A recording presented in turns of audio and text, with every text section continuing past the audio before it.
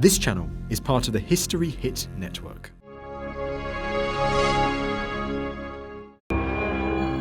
When a lonely girl's imaginary friends turn frighteningly real, a young family's dream becomes a nightmare. Attacked by entities from beyond the grave,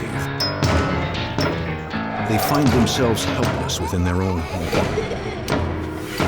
As the violence escalates, they try in desperation to fight back and understand what is happening around them. Their search for answers leads to a scientist who studies the paranormal and a medium who claims to see the dead. The family soon discovers there is no place to hide.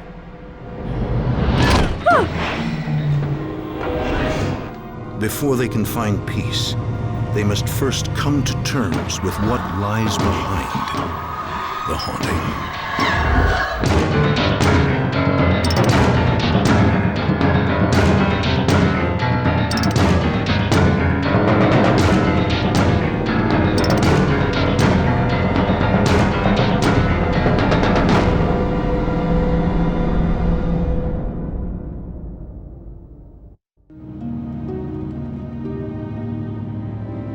In rural Georgia, a young family began searching for a home. They were just starting out and needed something affordable where it was safe and peaceful.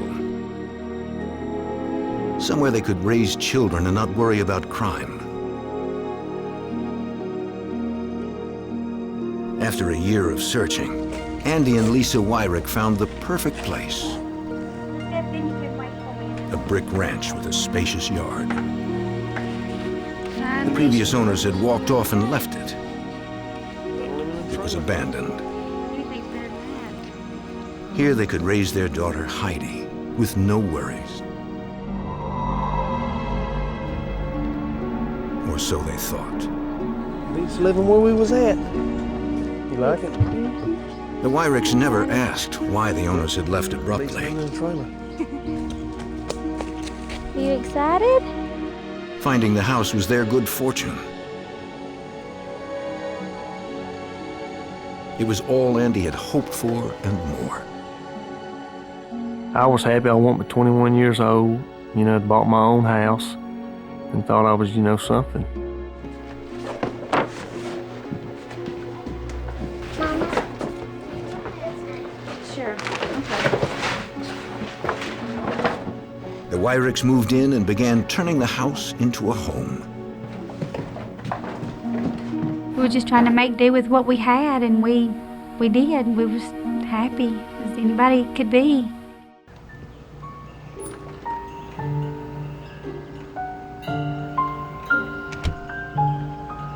There was only one drawback. There weren't any other children in the neighborhood. But Heidi didn't seem to mind. She loved it. The yard was big, and I didn't ever seem to have to worry about her.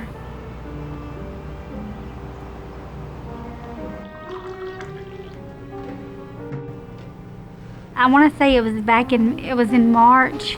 It was late in the afternoon. Andy was at work, and Heidi had wanted to go out to play.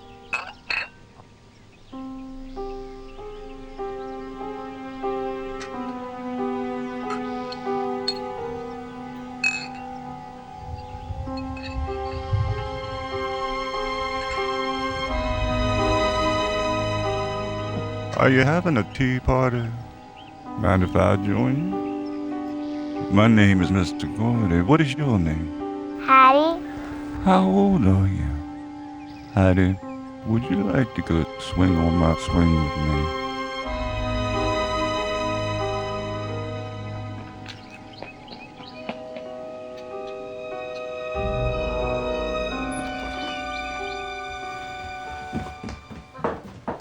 Mama, can I go swing on the swing with the man? What man?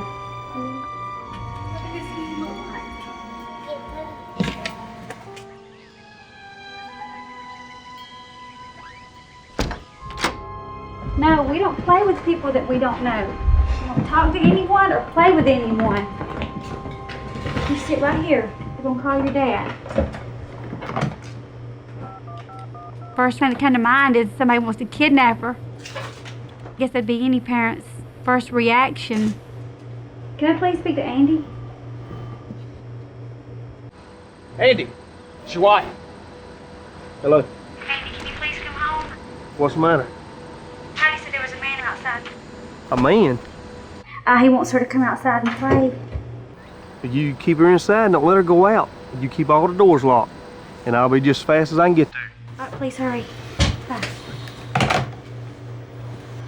We don't play with people that we don't know. We don't talk to anyone or play with anyone ever.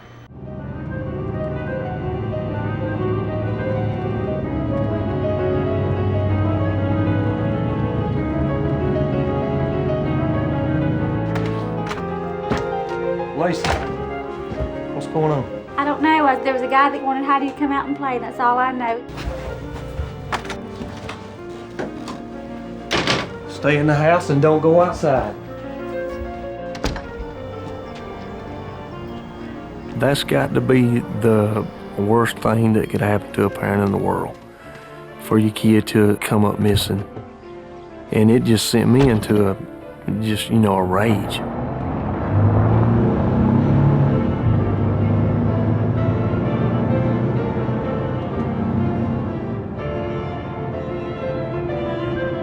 I didn't know if he was trying to lure her off or abduct her, kidnap her, or whatever, because you don't know about people these days. I mean, I'll face to face with anybody. I ain't scared of nobody but God. But I never did find nothing.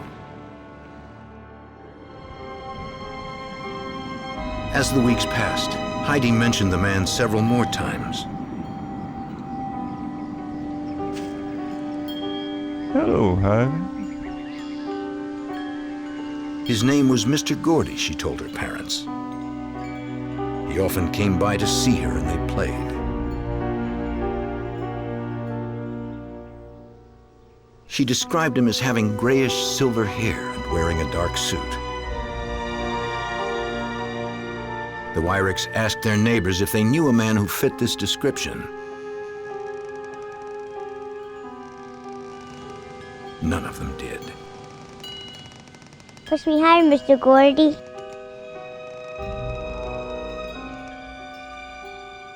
Even higher. After she had talked about this guy, I kind of kept my eye on her a lot more than I normally would have.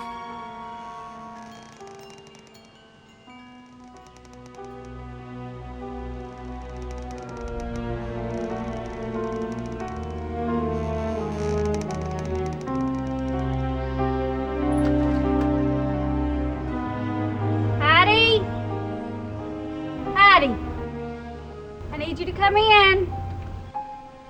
Okay, Mom. Lisa never saw Mr. Gordy.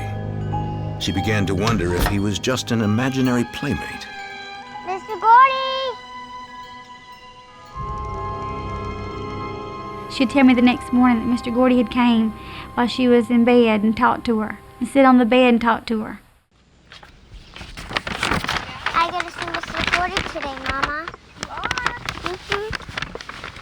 Mr. Gordy seemed to be everywhere and nowhere.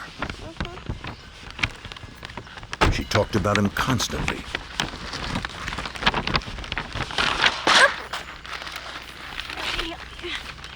Tell me, where does this Mr. Gordy live? He lives up there, Mama. Are you sure? Uh-huh. I thought Mr. Gordy was make-believe. A lot of kids imagine things when they don't have anyone to play with. So I just thought it was something made up. Heidi, your lunch is ready. Lisa humored her daughter, but it seemed as if Mr. Gordy was becoming a big part of Heidi's life. Mom, can I eat in my room? Heidi, why don't you eat in here with me today? No, I'll eat with Mr. Gordy. Okay. Don't forget to play. I mean, I didn't see any harm in having an imaginary friend, especially when she didn't have someone. Okay, here we go. Okay, come on. it?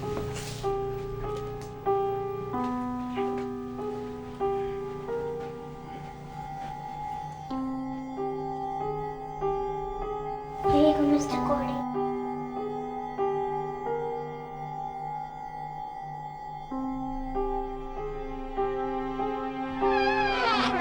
The extra plates of food she brought him always remained untouched. You're welcome. Heidi told her mother they talked about all sorts of things, but nothing in particular. A little. Have you missed me? Lisa grew concerned that Heidi was spending too much time by herself.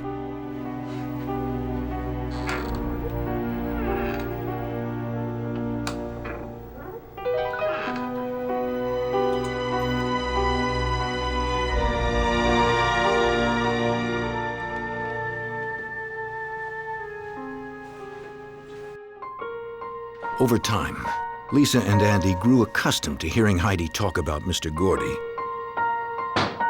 It seemed to be innocent child's play.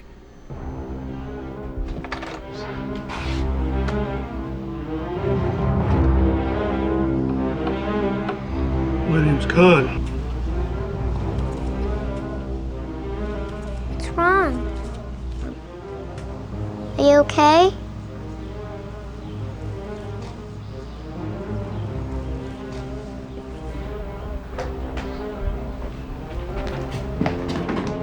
Heidi calmly told her mother about the man. Who's at that door, Mr. Gordy? No, Mama. He has blood on this shirt. Are you sure it was blood on him? Yeah, Mama. You stand right here. Don't you go anywhere. Stand right here. When Lisa heard there was a man at the door with blood on his shirt, Right there. suddenly, it was no longer a game.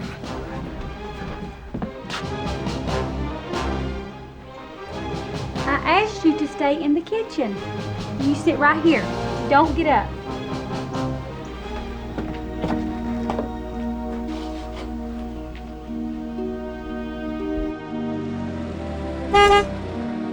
Are you okay? I'm fine. Thank you. Okay.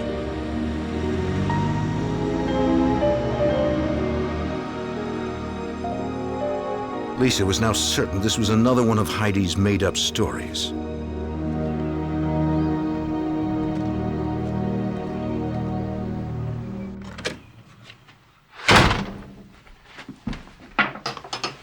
Heidi, there was no one at the door. There was no one outside. But I saw him, Mama. Well, how did Mr. Gordy get blood on his shirt? It wasn't Mr. Gordy. Well, from now on, I don't want you to answer the door. You let me get it from now on, okay? Okay, Mama. Okay.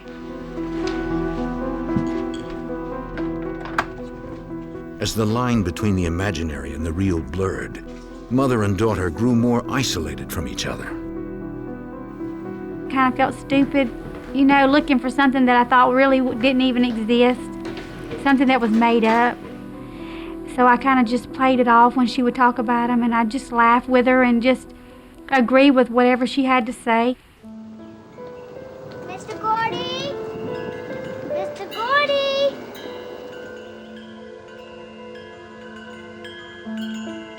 Months went by, and Heidi's bond with Mr. Gordy grew stronger.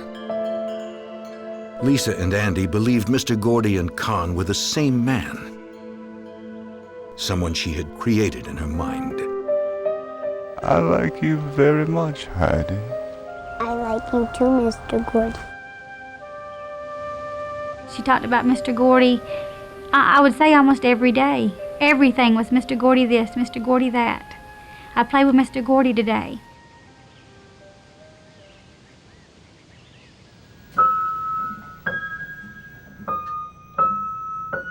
Although Heidi spent long hours by herself, she appeared to be happy. Her parents laid their concerns to rest.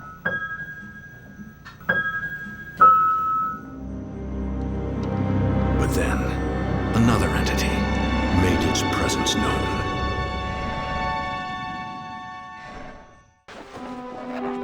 When Lisa and Andy Wyrick moved to their new home in rural Georgia, Their daughter Heidi talked of having a friend named Mr. Gordy.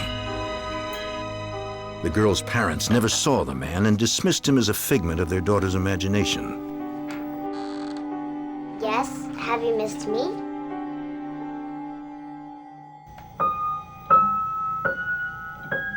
But the family soon learned there were others in the house.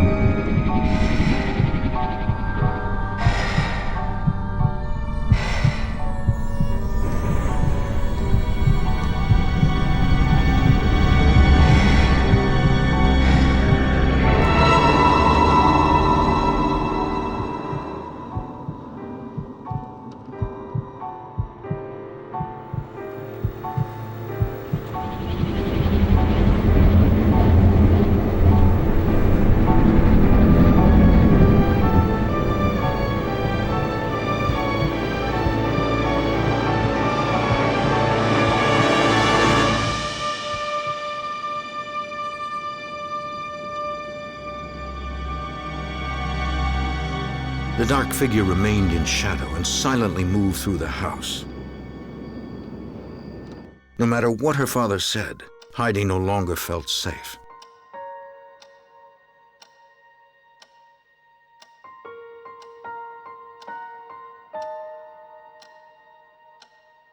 It really scared her then. I mean, she slept with us for probably 2 weeks after that, and then she slept with a light on for a long time. Lisa was worried about her daughter and turned to her family for support. She was particularly close to her sister, Joyce Kathy. Lisa had called me and said that her next door neighbor was selling the property. She said it'd be great, you know, if you could move up and live next door. As she was moving in, Joyce noticed Heidi playing in the yard. Mr. Gordy? She heard her niece speaking to someone. Lisa, who is that Heidi's talking to? Oh, it's Mr. Gordy. She talks to him all the time, her imaginary friend. Mr. Gordy? Mr. Gordy! Joyce found it disturbing that Mr. Gordy was Heidi's constant companion.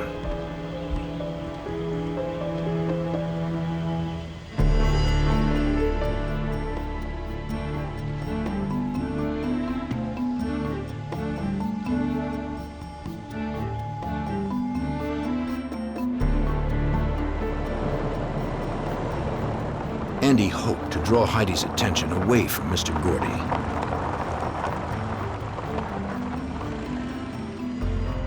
He brought home a new pet.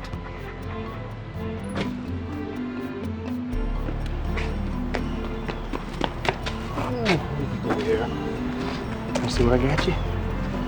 Got your new dog. Named Sheba. You like it? You got somebody to play with now. You like that? Huh?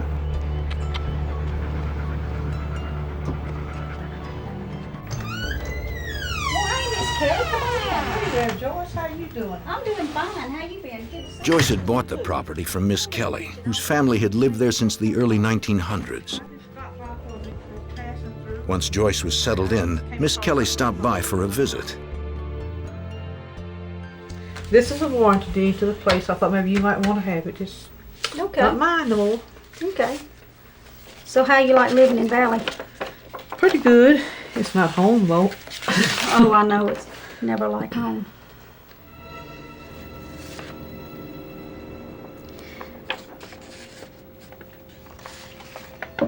Miss Kelly.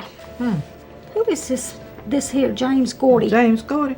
He was a lifetime friend of the family. So he wasn't a relative? No. He took care of my mother's business. He signed all her legal papers and everything before. Where does he live now?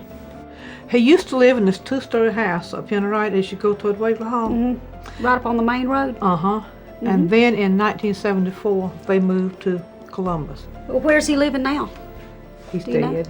He died in 1974. He's dead? Uh-huh. The name just looked real familiar to me. I thought it might be somebody I knew. I had this great big knot in my throat because that was the first time that we had seen the name. I mean, I immediately thought, I wonder if this is the same Mr. Gordy that Heidi's been talking about.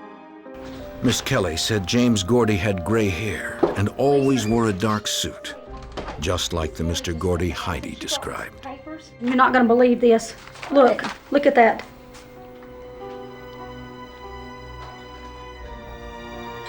Gordy. Could that be Heidi's Mr. Gordy? I don't know. It could be. I asked her if she knew him, and she said she did, and that he was a friend of the family. And he was the executor of her mother's will. But Lisa, he's been dead for years.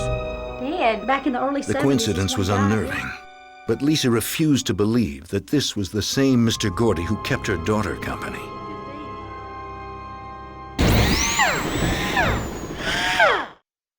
Lisa needed answers. She went to the library to learn everything she could about James Gordy. Looked it up on microfiche to see when he had died and saw where he was buried. Then looked up the deeds to the property, and there was his name, and his name was on several things. He was the caretaker of the people that had lived there. That's it.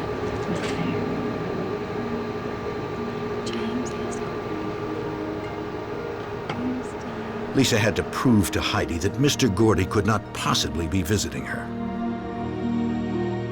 It's kind of hard to describe the feeling that you have. I told her, I said, Heidi, Mr. Gordy has passed away. He's not a real person. And she said, well, Mama, he's real to me. He looks as real as you are. Heidi had asked, could we visit his grave? Lisa and her father-in-law drove Heidi out to the cemetery.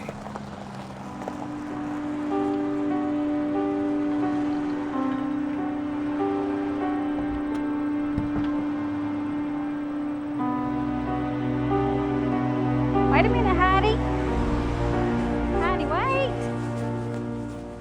She ran as if she knew exactly where she was going.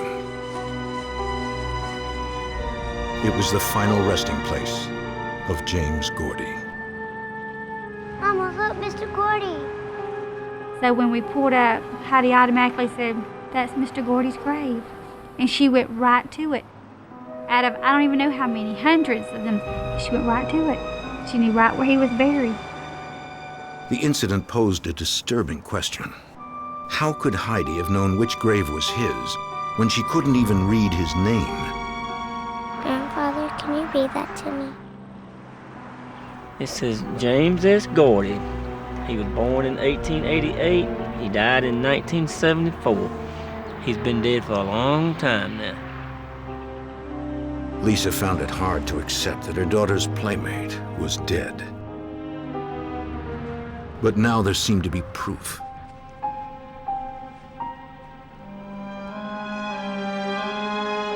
It left her even more worried than before. What do you think when your child is seeing something that you really can't do anything about? Something you can't even see, you know, or you can't even talk to them yourself and say, look, leave her alone, or go back to where you came from. When you can't see it yourself, you don't know what to do.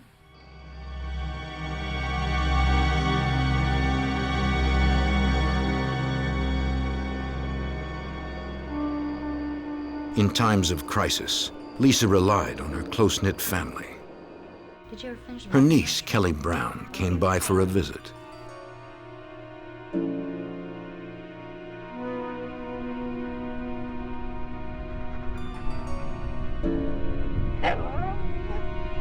Is she barking at? Sheba.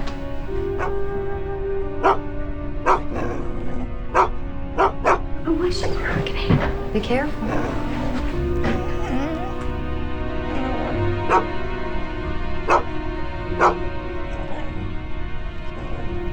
There's nothing there. the dog just started just barking and just going crazy and just snarling, and his hair was standing up, and he was looking into the kitchen. I mean, growling, showing all teeth, but we didn't see anything. There was nothing there. It was like it could see something, but we couldn't see anything. That was very scary. It was, and the dog was like beside itself. I don't want you to be scared, okay? Soon after, the dog ran off and didn't return. The Wyricks struggled to accept their daughter's friendship with a man who had died 10 years before she was born. Heidi claimed Mr. Gordy was real and that he came to see her every day. Now, there was another more fearful presence in their lives.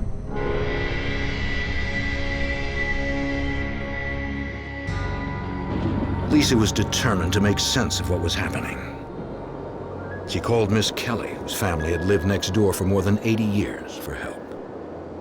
Lisa asked her if there had ever been any unexplained activity on the property. Miss Kelly said no. Miss Kelly's got some old pictures of her family she'd like for you to look at and see if you recognize anyone. Take your time.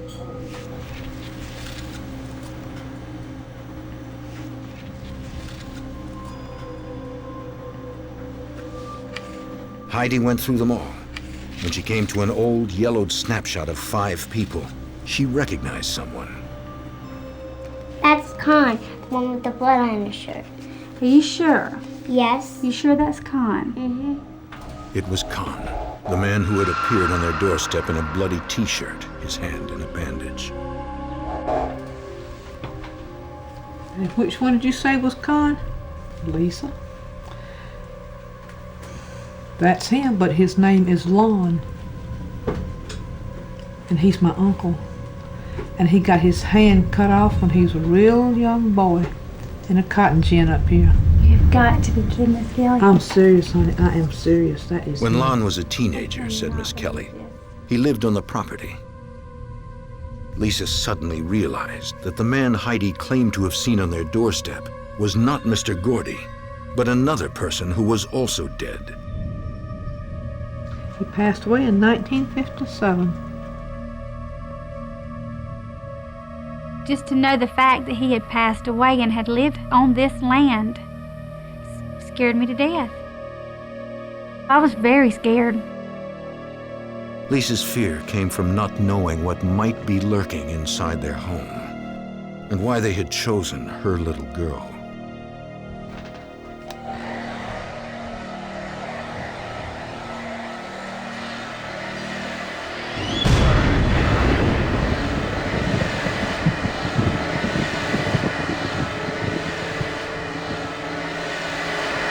Mama? What, Heidi? Are you sure you won't be scared if I tell you this? No, I won't be scared. There's a man behind you.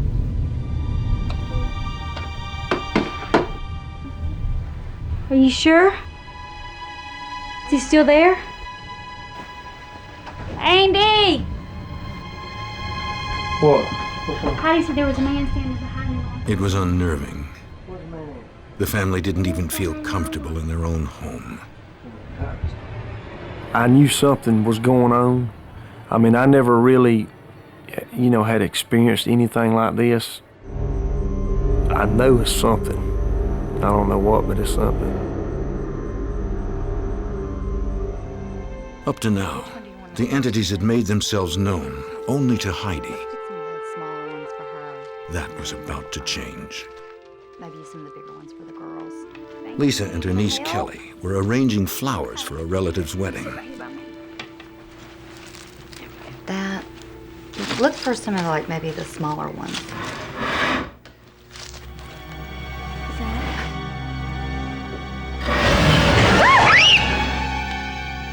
Oh my God. What do we do? Let's get out of here.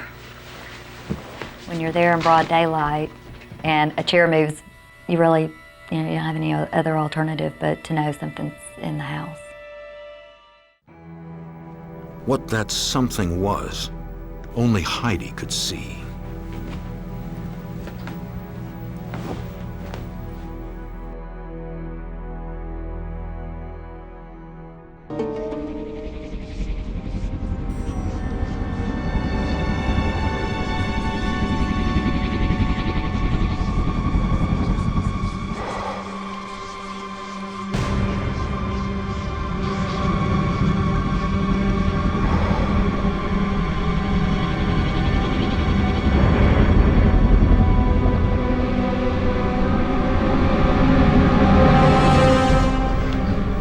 She had seen the dark figure several times before, but this was the first time she felt physically threatened by him.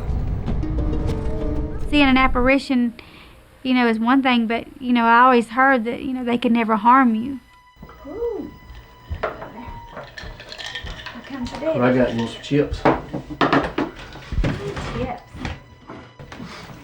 Come in, let me tell you something. They're getting heavy.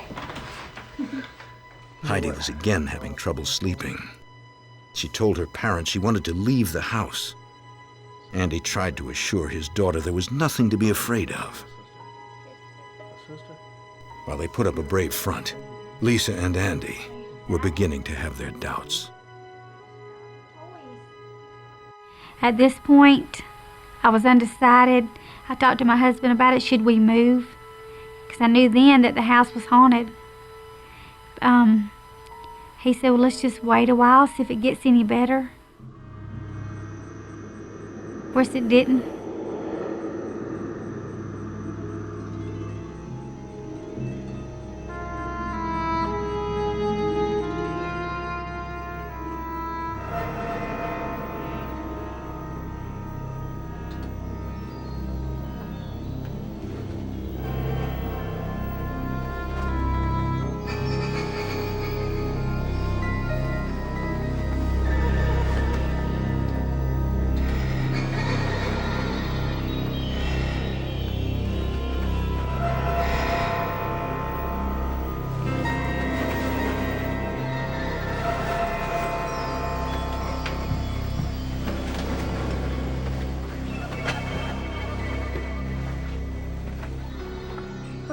My face is burning.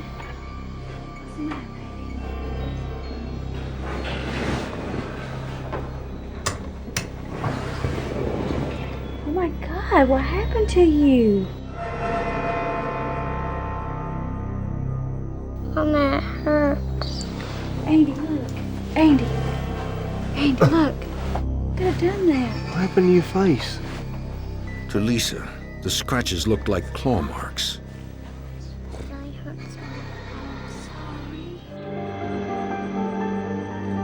Lisa and Andy interpreted the marks as a warning.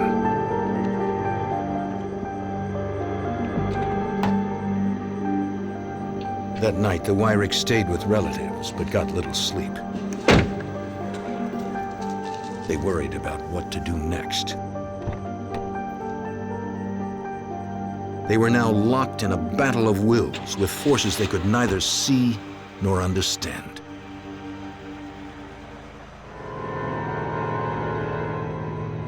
But they refused to give in to their fears and returned the next day.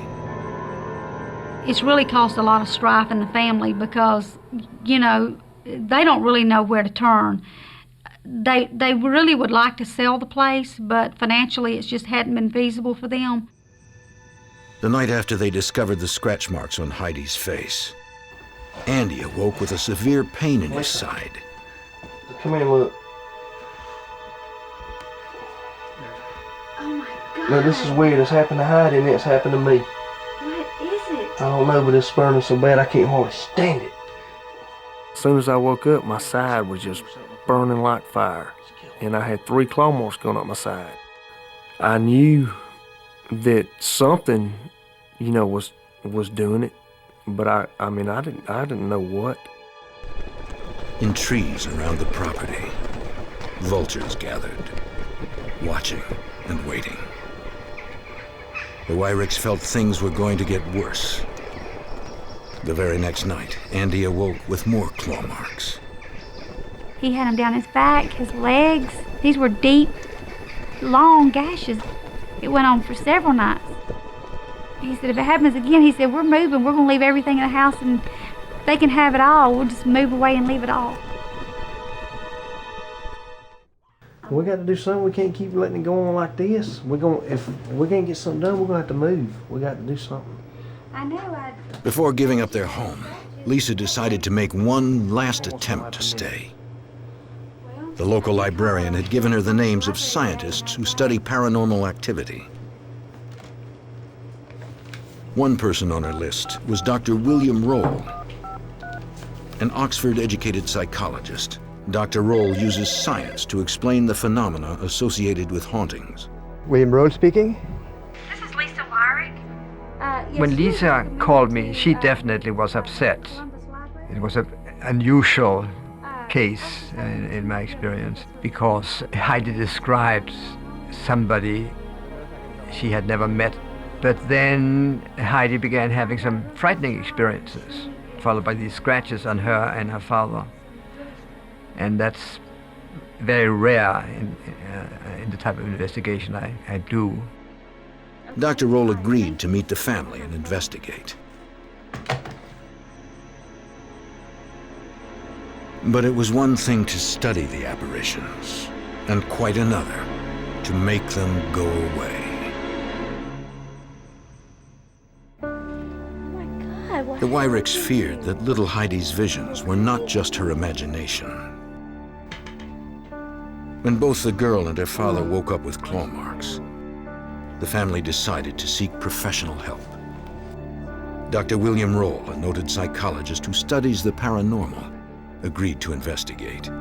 It always starts with interviews with family members to find out what actually happens, and to separate out things that might be due to imagination. Heidi, this is Dr. Roll. Hi, hello Heidi. Hello. Can you stop playing just for a few minutes and talk to Dr. Roll? He's got some questions he wants to ask you. Is that okay? Dr. Roll asked Heidi about the apparitions, testing the consistency of her recall. Good, all right. Children her age tend to have an active imagination. So Heidi, you had some... He wanted to determine how much of the phenomena was grounded in reality. When I spoke to Heidi, or when I spoke to the whole family, they seemed eminently sane. You know, I didn't find any sign of mental illness that I could detect. Now, Heidi herself was no doubt that she was dealing with real people. They appeared solid to her. They felt solid. They would hold her hand, and they looked solid. So she didn't have any concept of ghosts or anything at that time. I was pretty certain that this was not a made-up story. These were not made-up incidents. These were real. Dr. Roll believed that Heidi may have been experiencing place memories, the theory in parapsychology used to explain apparitional phenomena. That Heidi responded to past images of Mr. Gordy may seem really strange and surprising that is possible. But in fact, the world we live in is governed by light and energy. A place memory is similar to a recording of a person's energy that has been retained in the environment long after the person has died. What happened when you... Dr. Roll was fascinated with Heidi's apparent sensitivity to place memories. So she picked up those traces and in her mind constructed this person of Mr. Gordy. So that's what makes this case to me so unique, that this child had that capacity. Were you scared when you were with Mr. Gordy? Okay. But scientists have yet to understand how these energy recordings are stored in the environment, or why so few individuals can perceive them. Dr. Roll decided to perform a test. He located an old photograph of James Gordy. Mixing it in with 10 other photographs of men approximately the same age, he showed them to Heidi.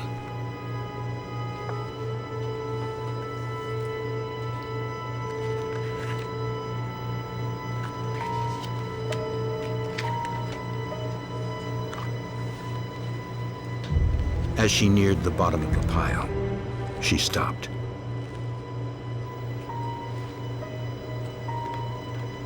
That's Mr. Gordy. She had, without hesitation, correctly identified James Gordy as her friend, a man whose picture she had never seen before.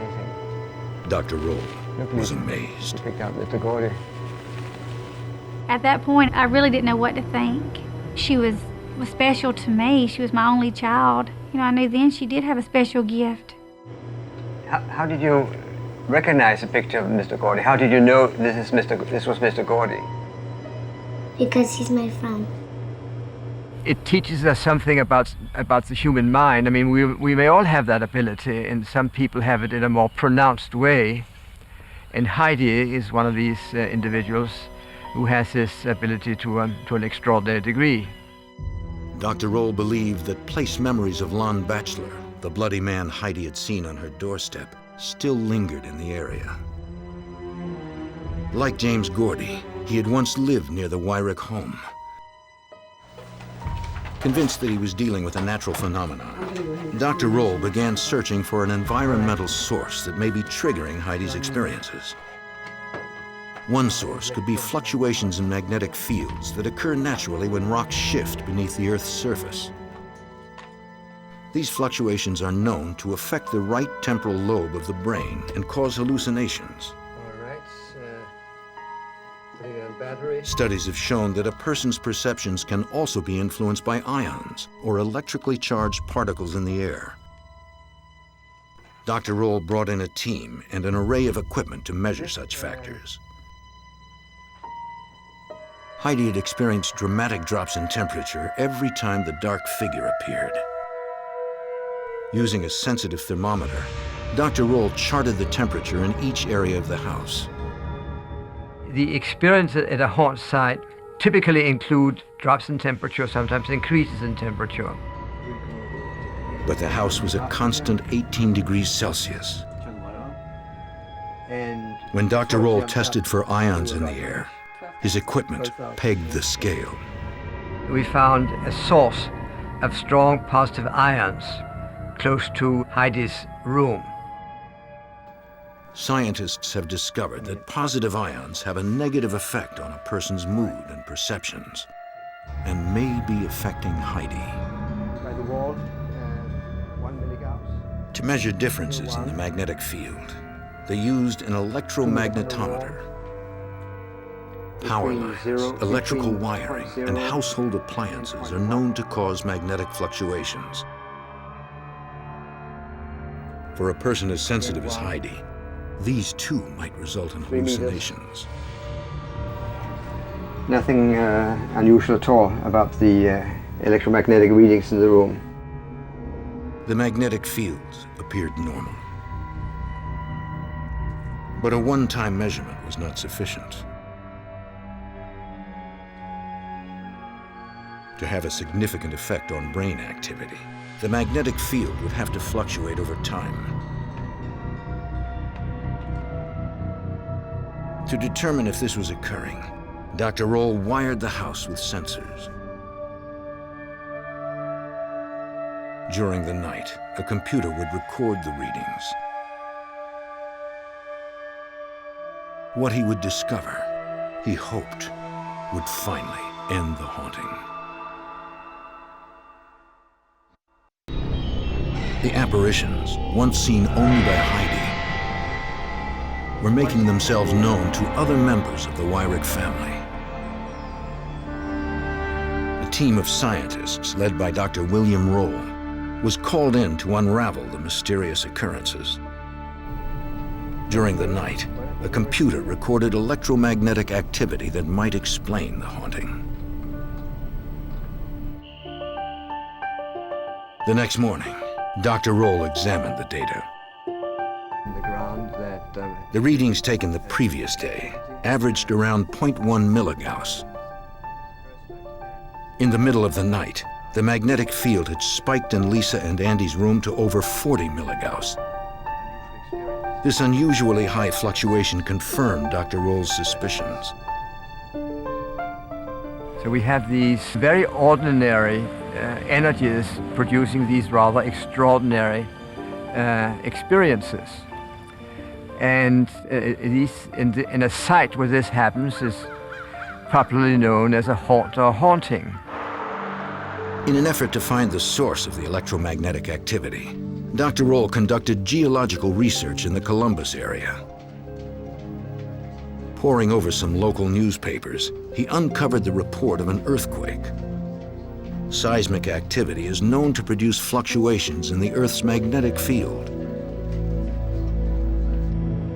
Dr. Roll was now convinced that the environment in and around the Wyrick home was causing the apparitions. He revealed his findings to the family. First of all, I don't think there are any demons or devils afoot here. My feeling in the house is it's a very loving family, a very normal and loving family. The ghosts, he said, were not real. They were just hallucinations brought on by the environment. Informing them that a seismic fault existed near the property, he explained how that might affect them. Magnetic impulses generated by movements along the fault may be stimulating Heidi's brain. We had a significant electromagnetic event, and when that interacts with the brain, it can cause you to have curious, strange experiences. Towards the end of the house, there was a high positive ion count. He told them that positive ions can adversely affect a person's perceptions. Heidi's room had a very high number of positive ions. Self, from being jealous and angry at her dad. These, he said, may also be contributing to her visions or hallucinations. And Heidi knows about that also. So I don't think you have anything to fear. And if anything else happens, I'm as close as your phone. I left feeling fairly confident that I'd done whatever I could for the family, and that I'd obtained some meaningful research findings for myself. I think Dr. Rowe, I mean, he's a smart man. I just don't, I mean, I know what he said has got a lot to do with it, but I don't believe that's all it is to it. Appreciate your hospitality. Dr. Roll admitted he was at a loss to explain the scratches on both Heidi and her father. No, I don't think you will, but feel free to call. Although Dr. Roll's explanations comforted the Wyricks, the haunting continued. As the years passed, the family tried to put their fears to rest. They happily welcomed a new addition to the family, a baby girl named Jordan. Heidi had grown accustomed to seeing ghosts. Though she was still afraid to be alone in the house, she adjusted and made friends at school. Heidi began to see Mr. Gordy less and less. By the time she had grown into her teens, the old man who had been her childhood companion was a distant memory. It's been a while since I've seen Mr. Gordy. I do miss seeing him, you know, and I always will. I considered him one of my friends. Some people, you know, when they hear the word ghost, they think, you know, of, you know, someone or something that you can just see through. But I don't call them ghosts. I call them spirits, because, you know, that's what they are. But they're just like real people, you know. They're, I mean, just like me and you.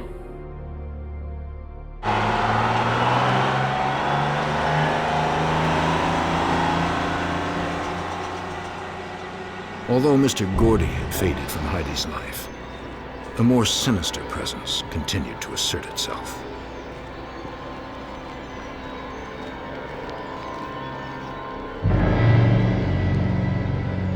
It was the faceless man Heidi had seen for years.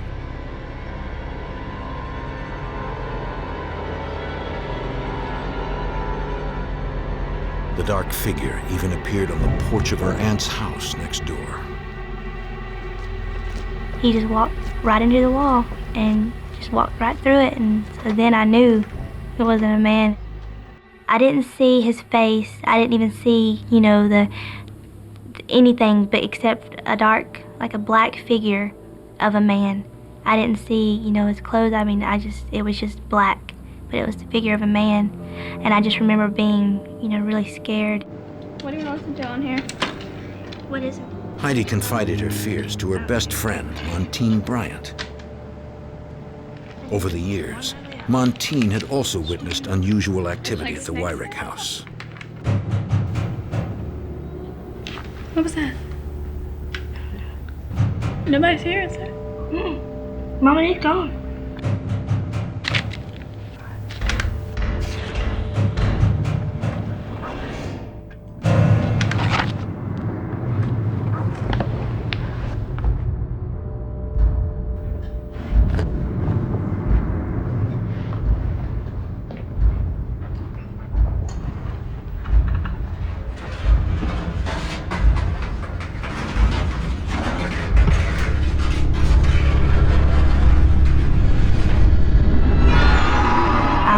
Scared of the dark figure.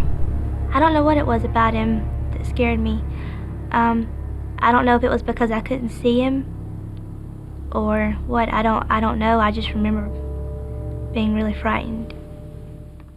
The local media heard about the house and the girl who saw ghosts.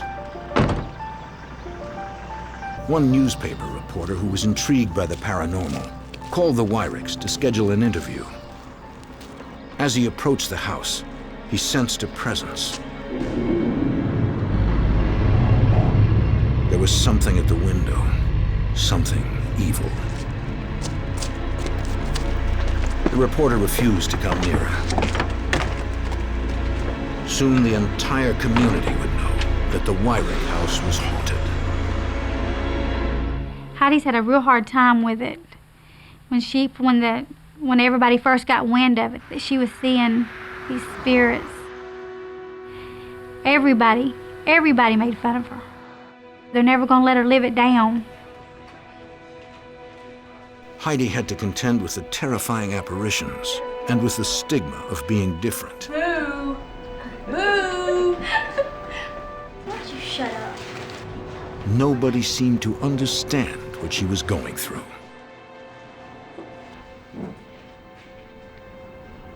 Can y'all believe she says she sees ghosts? Heidi felt isolated and helpless. I don't like all the attention that's, brought on me. I've been, ridiculed just about, my whole life. Sometimes I just wish it would all go away. Anyway, I wanted to run over here and show you these pictures from our vacation because they came out so good. Lisa's niece Kelly was at the Wyrick house one afternoon when they heard voices coming from the hall. What's your name? Are you one of Heidi's friends? Who was Jordan talking to? Lisa knew that the only other person home was her youngest daughter, Jordan. Where do you live? You don't? Did you move away? Were you hurt bad? Jordan, who are you talking to? The little girl. What little girl? The one who got killed in a car accident. Is she still in there? No. Come on, let's me and you get out of here. As long as we've been living here, it still startles me. You never know when to expect it. As much as we've seen and heard and experienced. I don't know if it goes with families or if it's related to the house. Dr. Roll had told the Wyricks that their house was the source of the haunting. Now that Jordan had seen an apparition, Lisa feared it was more than the house. It was her family they were attracted to. Lisa's sister, Joyce, confirmed her darkest fear. Who's there? Hello? One night, when she was alone, she heard laughter in the hall.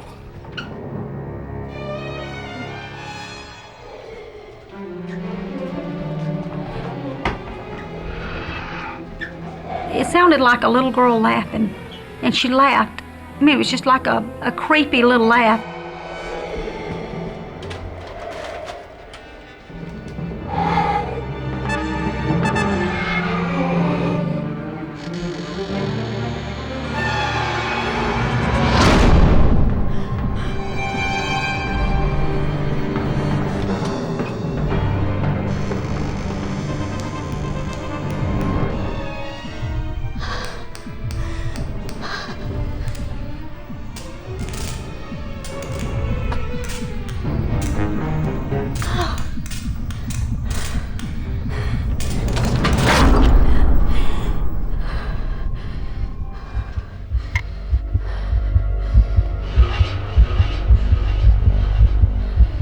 You know, this is not funny anymore. This is not childish play. Something's going on.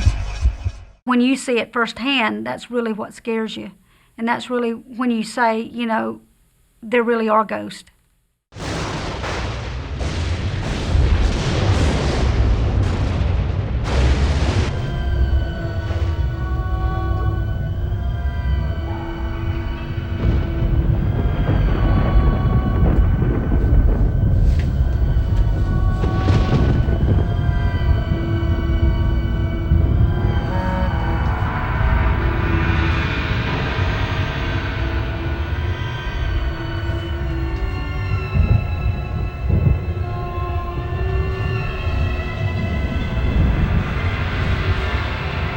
When I see a spirit, I can feel if they're good or if I think they're bad.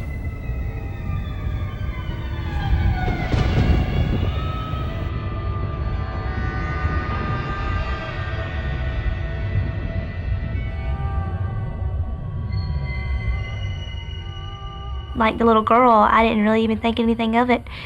You know, it didn't bother me the least bit, so I don't think of her as a bad spirit.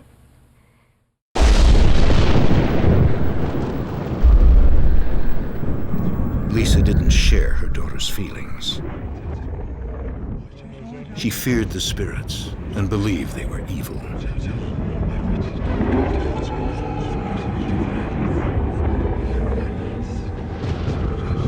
Andy. Andy. Andy.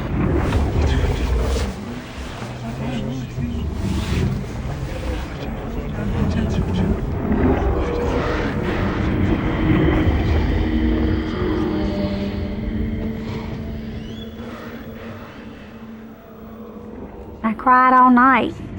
I mean, it's hard to describe the deep, gravelly sound that was coming from my room above my bed. When everything else in the house, it was dead silence.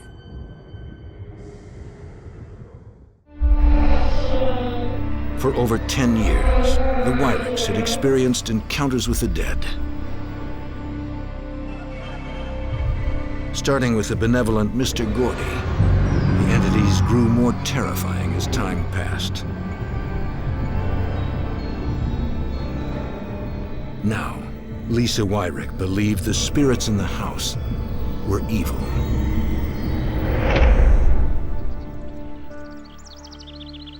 The family had searched in vain for a way to end the haunting. In desperation, they turned to their faith. They began attending a new church headed by Brother Stephen Shelley. Hallelujah. And I went in the matchless name of Jesus Christ in the power of God's word to cast out devils. Brother Shelley believed in demonic spirits.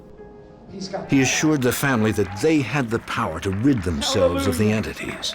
We're here tonight to tell the devil that he's lost this battle. Hallelujah! The Wyricks had to end the haunting, and they had to do it now. For years, they had relied on the advice of Dr. William Roll, an experienced parapsychologist. Andy decided to reach out to him once more.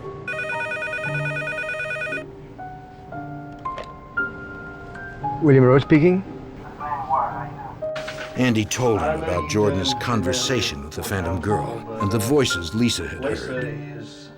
She is in bad shape. Dr. Roll understood the family's growing fear. It's just got out of control, and we don't know what else to do. People very often don't like to talk about haunt phenomena because they think that they're harboring demons. There was this worry about another world that intruded on their lives and that might be dangerous and demonic. From my point of view, we're dealing with natural occurrences, very often unusual or strange or unexplained natural occurrences, but they are still natural as far as I'm concerned. Dr. Roll agreed to return. He was particularly curious now that Heidi's little sister Jordan had also seen an apparition, and that Lisa had heard voices coming from above her bed. Dr. Roll interviewed family members about their recent experiences. When was the last time you noticed anything unusual, Heidi? How long ago was that? I think the last thing that happened was when I was in the shower and I heard someone laughing. But I was home by myself. I see. So it sounded like an older woman. I see. And it sounded like she was like right outside the shower. And how did you feel about that? Oh, I didn't like it. I didn't like it. It scared me. Mm-hmm. And I was home by myself, so that made it worse. Really? Yeah. Okay. You have heard voices, Lisa. That's it. I heard what I thought was demonic voices. Mm-hmm. It was two talking amongst themselves. Yes. And I kind of felt like they were discussing something about me, maybe. I see. 'Cause it seemed like it was over my bed. Mm-hmm. You know, when I was trying to go to sleep. I see. We've been going to a new church, and Lisa believed the deep voices she heard were demonic spirits. To Dr. Roll, it meant something else. That's one of the things that are often reported at haunt sites. It seems to be associated with changes in the magnetic field that impact on the brain. I have no doubt that people have experiences that they call ghosts. But do I believe that they reflect the still living consciousness of the individuals? Well, I doubt that. See, in my mom's room, I saw a man sitting on her bed. And in your mom's room, you saw a man sitting in the bed? When you hear things and see things that are not physically present, well, that's what we call ESP, or psychic ability. Extrasensory perception, or ESP, is the ability to receive information without using the known senses. As Heidi described her strange encounters, Dr. Roll knew they would probably continue. I don't think these experiences are over, because Heidi and Lisa are what's known as psychic. That's, in my opinion, a very natural human ability. There are a number of ways in which contemporary science can account for psychic abilities. It turns out to be these turn out to be natural capacities of the human mind that can be understood and pursued through science. Another aspect that makes this case unique, that there are so many people in that family who have experienced things. Then the question is, have they experienced these things because of the unusual magnetic fields, or are we dealing with something genetic? Is it something that's inherited from mother to child to grandchild? To explore his theory of a genetic link, Dr. Roll expanded his investigation and visited Lisa's childhood home. He interviewed other family members, including her father, and uncovered paranormal experiences dating back generations. In the course of these interviews, I discovered that there's a history of this running through the family. Play with me, and I says, too old to play with you. I could see her just like a little child. I see. Just like a real person that was in front of me. Really, really. Very interesting. Yes, sure. It now seemed clear to him that Lisa's side of the family held the key to the current disturbances. My mom was raised in a place in Georgia called Haunted Holler, which the correct pronunciation would be Haunted Hollow. It was located in northern Georgia along the infamous Trail of Tears. Brutal conflicts between American settlers and the Cherokees erupted in the early 1800s. The United States government forced thousands of Native Americans from their lands and sent them west to internment camps. Over 2,000 men, women, and children died on the treacherous journey, which became known as the Trail of Tears. Since then, Haunted Hollow has endured this legacy. They had a lot of experiences there when she was growing up with seeing things, and it wasn't just them, it was the area. And there was an old cave down there, and they could hear screams and cries coming out of that cave. When they went to investigate, no one was there. The screams continued for years. You don't really think about it a whole lot when you hear ghost stories from, long ago, until it hits you square in the face with somebody today, and then you learn that it's really true and you see it for a fact, and that's what really scares you. Dr. Roll sensed Lisa's and Andy's growing frustration. No longer comforted by his explanations, Lisa now believed that the entities plaguing them were demonic. Dr. Roll tried to explain that the apparitions were a result of Heidi and Lisa's psychic abilities. And there's nothing evil or bad about being psychic. It's just a sensitivity to the environment. While he did not believe in spirits, Dr. Roll wanted to provide them with guidance in accepting their psychic abilities. He suggested they allow a professional medium to visit their house. Dr. Roll wanted to know if he could bring in some psychics, and I agreed to let them come in and do their readings. We couldn't have any contacts with them whatsoever. We couldn't meet them or anything, so we left before they even came. Dr. Roll prescribed strict guidelines for the psychic. She was not allowed to meet the family, nor was she given any information, even about the haunting.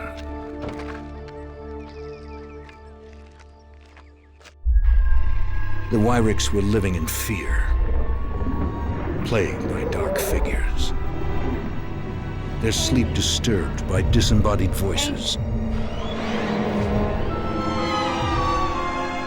They felt like strangers in their own home.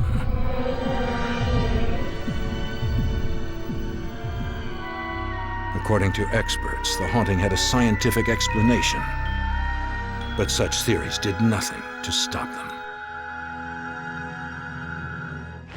At the request of Dr. Roll, a psychic arrived at the Wyrick house.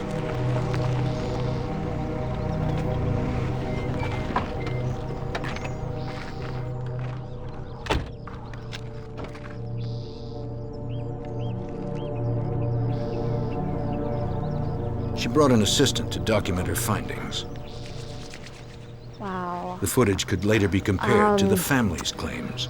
What I'm seeing here is just so much, it's thick. It's like a wall of energy. And Amy Allen claims to have psychic abilities. She calls herself a physical medium, which is someone who can communicate with the dead. When I was a child, I didn't really understand that these people were dead. They were just people that were around me. The first experience that I had as a child that I can recall was not a pleasant one at all. I came into contact with these entities.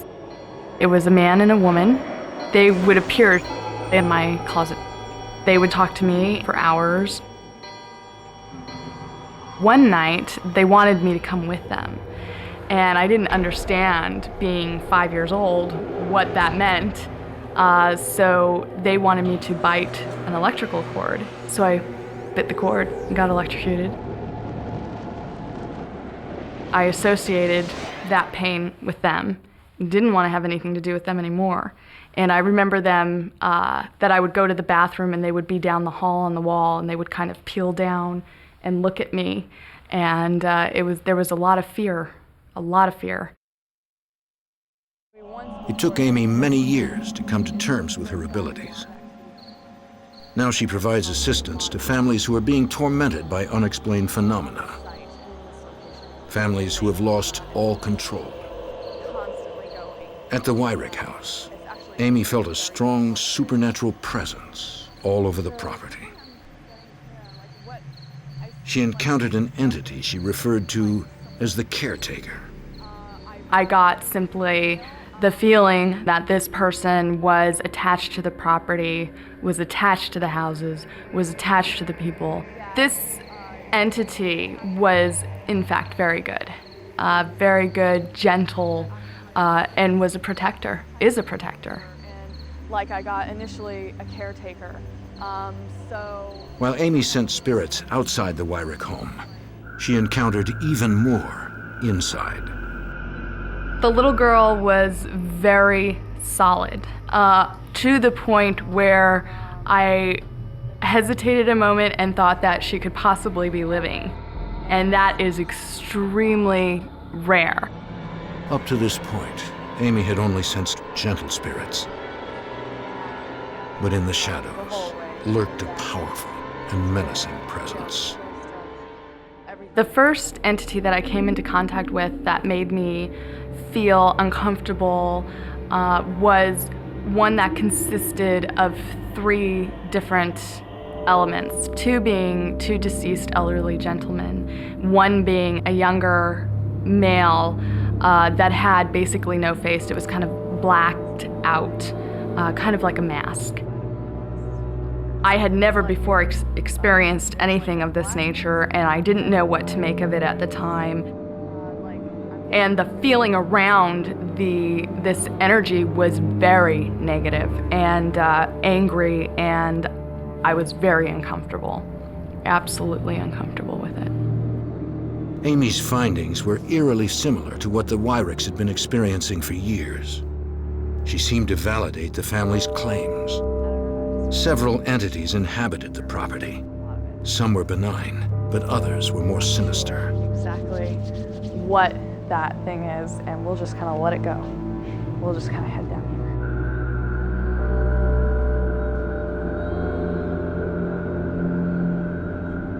While Amy embraced Dr. Roll's findings, she also believed that spirits of the dead haunted the property, and that they were drawn to the Wyrick family. There are several different factors influencing the situation. One of the factors is the location. It has a high energy reading. The second is that both mother and daughter are mediums. They both have abilities. The family could not just move and expect nothing more to happen to them because of the fact that they do have these abilities. Things will happen periodically throughout their lives. It's not something that you can just escape from. After Amy finished reading the house, she presented her findings to the family. I do not believe that the Wyricks are plagued by demons. These entities that come through that are dark or negative in any way tend to be people that were not great people in life. They were angry. I've run into serial killers, I've run into, murderers, rapists, so on and so forth. And they were very angry, obviously, in life, and they're still angry in death. And the interesting thing is that on investigations, I've noticed that they can manipulate how we perceive them. basically feeding off of our fear. But Lisa believed that the spirit described by the psychic as angry and agitated was demonic. She was terrified of what would happen next.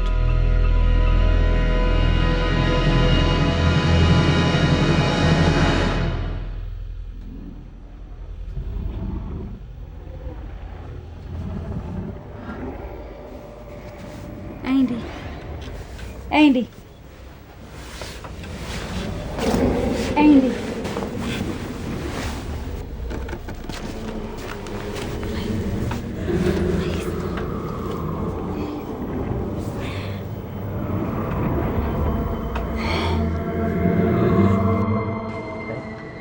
Lisa consulted another psychic who shared her religious faith and claimed to have the power of discerning demonic activity. He said he could sense spirits, but was unable to see or talk to them.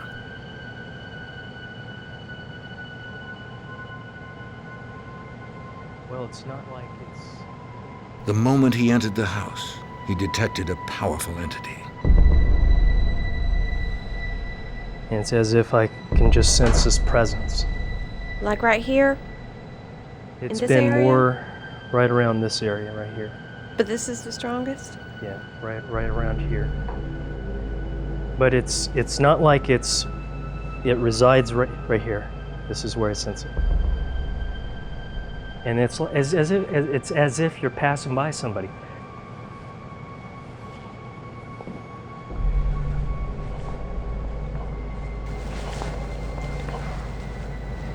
Right here.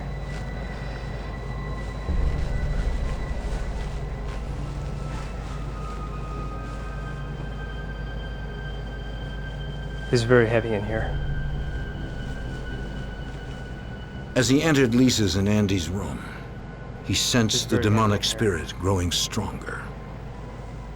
It's all over. I feel it right here.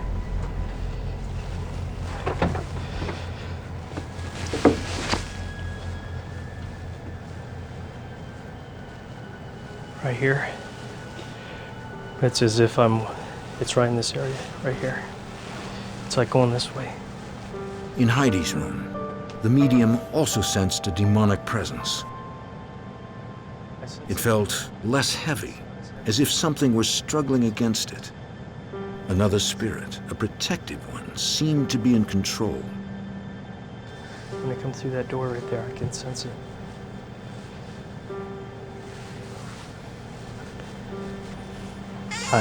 I just sense a presence. It's very strong in this room right here. And as you walk in, the closer you get to that wall over there in that corner, it kind of subsides.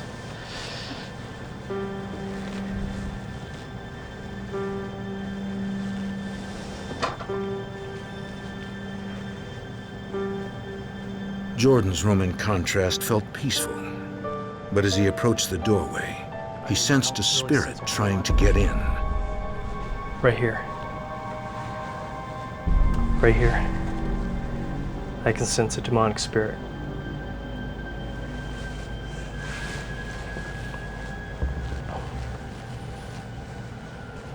The medium advised Lisa to consult her pastor for Walk back help. through this way right here.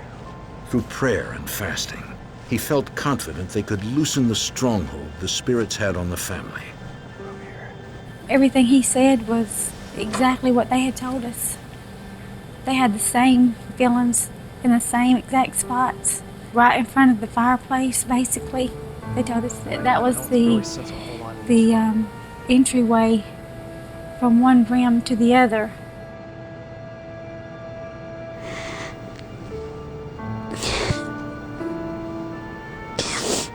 I just don't know what to think.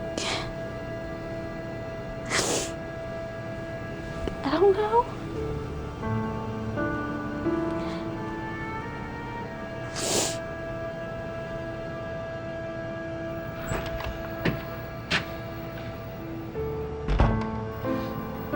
Lisa, what's wrong with you? Why are you crying? Huh? That guy came in here.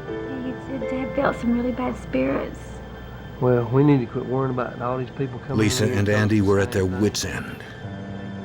The psychics had confirmed their worst fears, and they felt helpless. The question was how to make the spirits go away. Despite their ordeal, they were still no closer to answering it.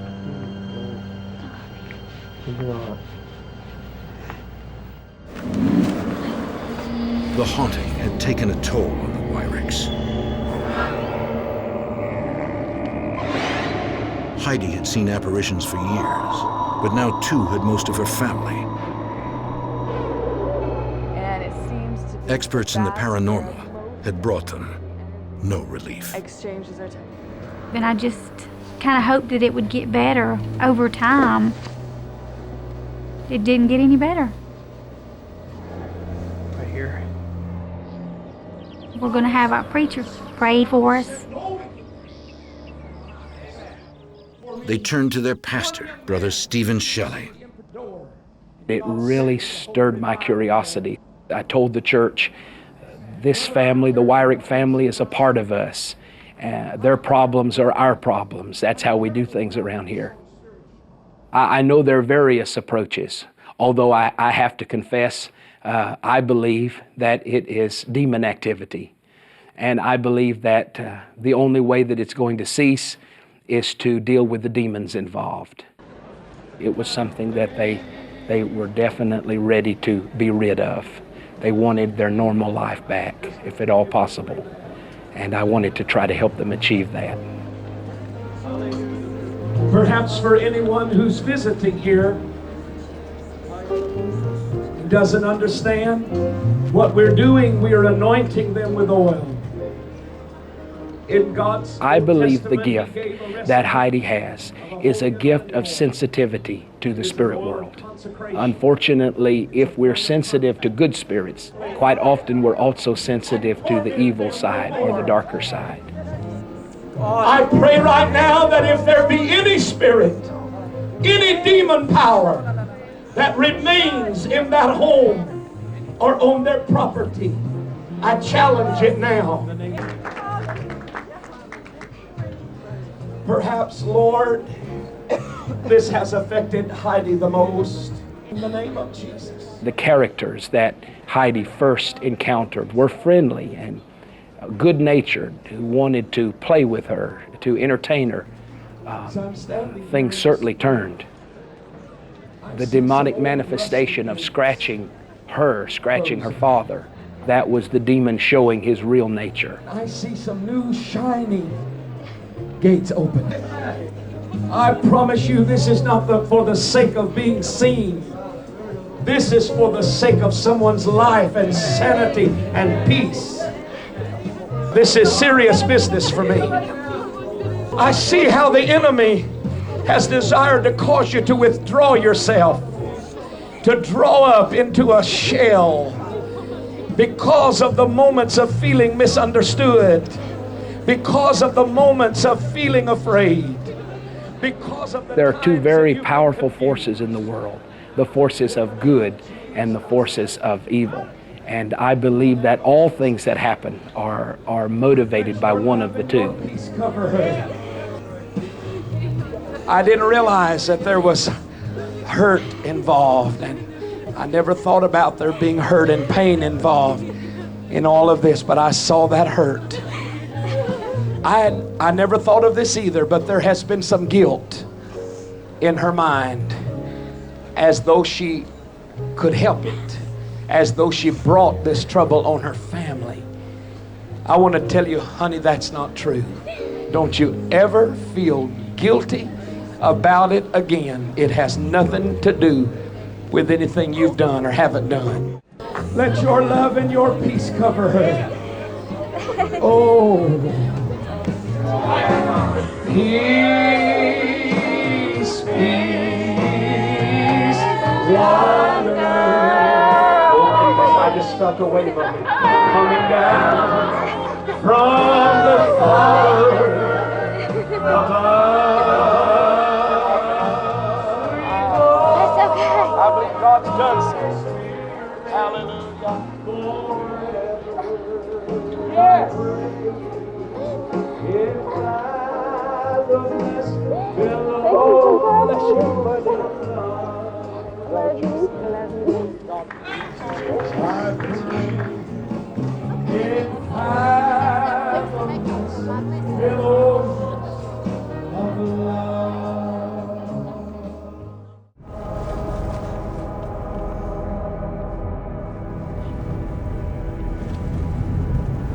feel better about tonight? Yeah, I feel better. You feel better, Heidi? Yeah, I feel a lot better. I don't know, after what he said, I think it'll be all right now. I mean, but you know that he said that you feel like everything that had happened, you kind of felt like it was your fault, and you know it's not.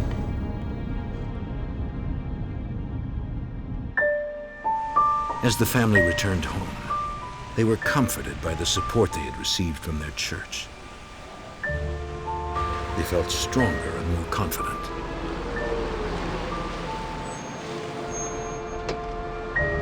The apparitions, they told themselves, were not going to win.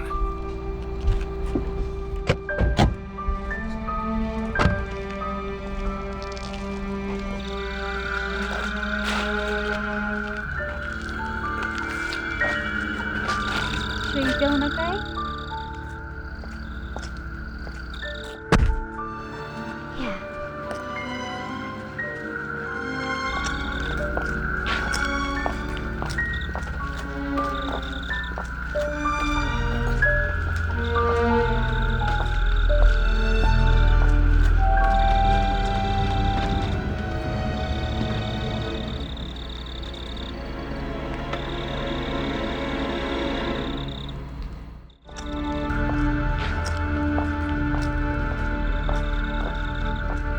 The Wyricks had reached an impasse.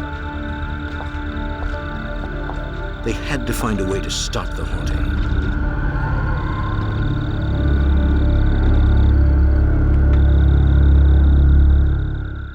Frustrated with parapsychology, they sought refuge in their faith.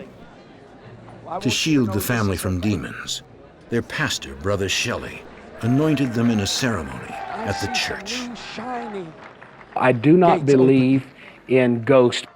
I believe that this was the work of demon spirits. From the beginning, the Wyrick family was targeted. They were marked by evil spirits, and until they're ultimately cast away from them or driven away from them, these demons would follow the Wyrick family wherever they go.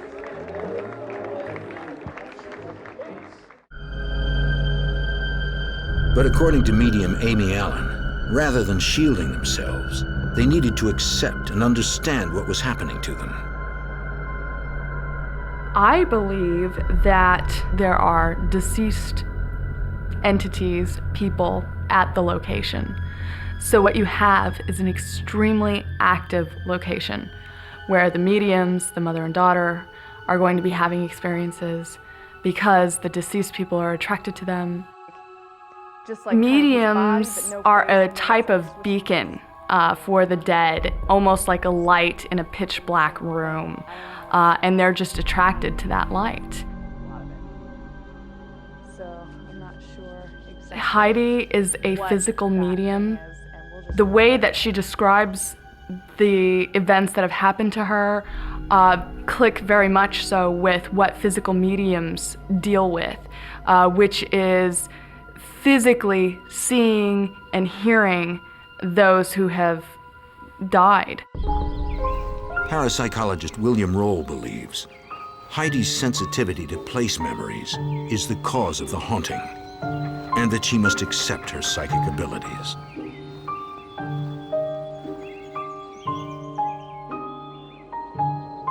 Many people are convinced that haunt experiences are evidence of life after death. In a case such as the Gordy case, at least fragments of deceased individuals continue to exist. If you are psychic, you have an additional mode of perception. So for people who allow this to happen in their lives, they are at an advantage over the rest of us. Heidi displayed psychical abilities, psychic sensitivity. This is possibly genetically based because her mother and grandparents also have reported experiences like this.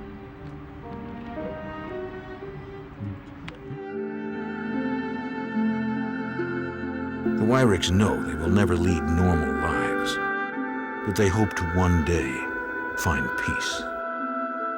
I think about it all the time. I mean, I lay down at night and I'll sit there and lay there, you know, and I'm just wondering, you know, is something gonna happen? And I just finally go to sleep and nothing happens. So if that's what it takes for me not to see nothing is to have to think about it all the time, then I guess I just have to think about it. Having faith is the biggest part of it. You just have to have faith that things are going to get better. You just have to go on. I don't feel that I want to move anymore because I'm not going to let it win me out, make me move out of my own home. You know, I just have faith. I have faith in the Lord that, you know, that how do you outgrow it, or, you know, that it'll eventually leave us alone. Like I said, it has gotten better over the last several months. And that's just having faith.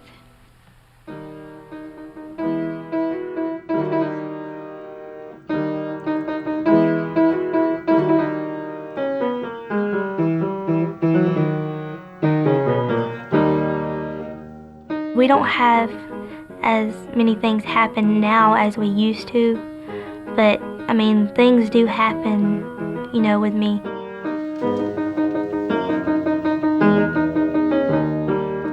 With everything that I've seen, you know, being able to see things, I don't think it's a curse.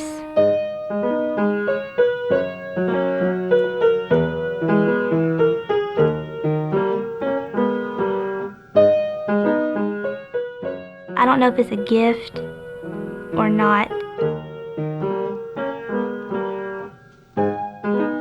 Now that I'm older, I just, you know, kind of wish that, you know, all of it would leave me.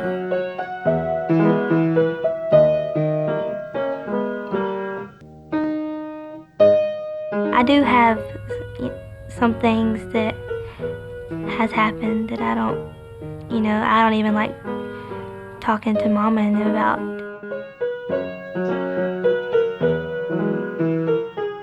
They know most of the things, but just, you know, some things, I guess it's just, I'll probably just keep to myself.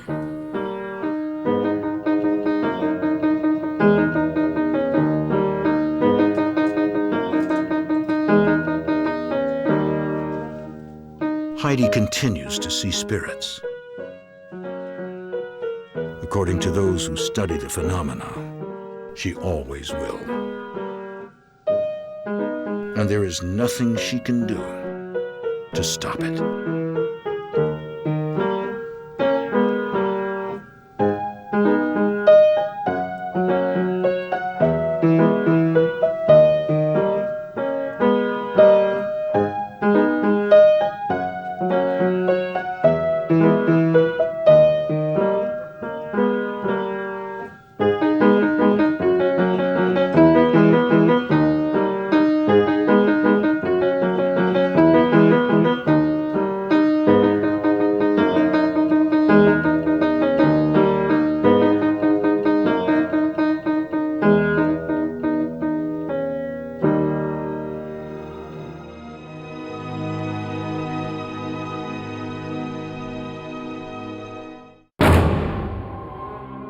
In this world, there is real evil.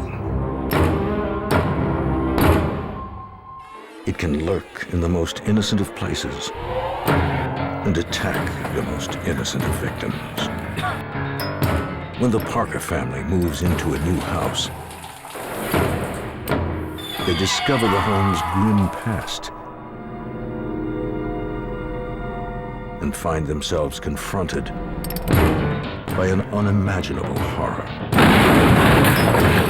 They must choose between fighting an entity bent on consuming them or giving into their fears.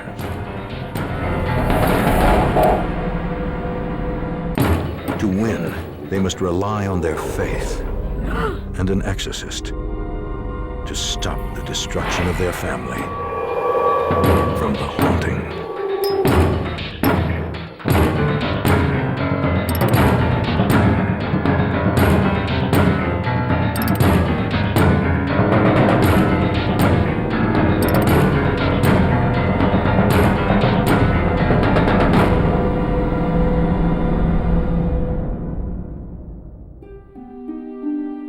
This is the story of a family that believes they were haunted by an evil entity.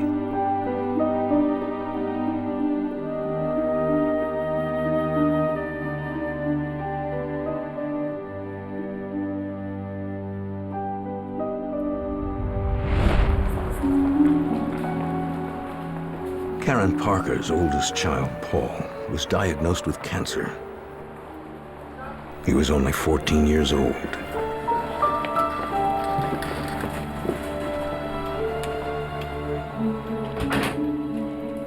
Doctors gave Paul 6 months to live, unless radical treatments put his cancer into remission.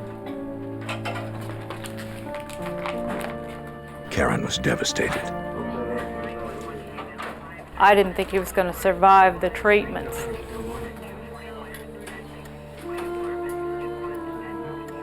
As I looked at Paul and watched him diminish in size and in strength, I began to realize that I could lose him. And that wasn't an option.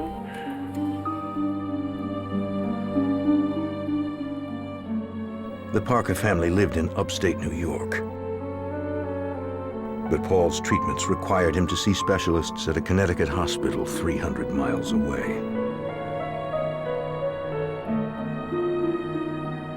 The 8-hour daily round-trip commutes made it impossible for Karen to take care of her family. And the long hours on the road were taking a toll on Paul. I decided we had to make some changes. And I knew the best option was to get him closer to his doctors. I discussed it with my husband and he agreed he could transfer to a company in Connecticut. So I began looking for apartments in the area.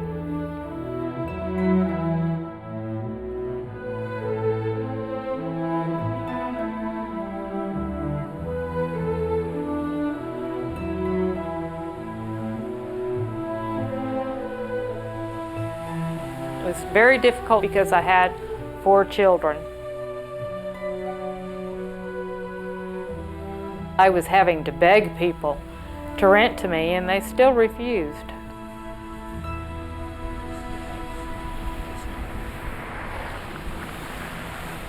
Despite the dim prospects, Karen persevered. She happened on yet another house that was for rent.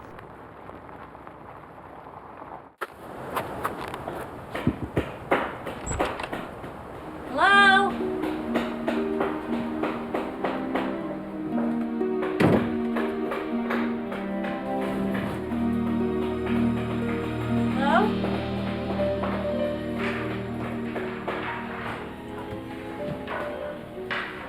Hello? Hello? May I help you? I saw the rent sign outside and I wanted to take a look around. Yes, go right ahead and look around. Although the interior was being renovated, the work crew allowed Karen to see the house.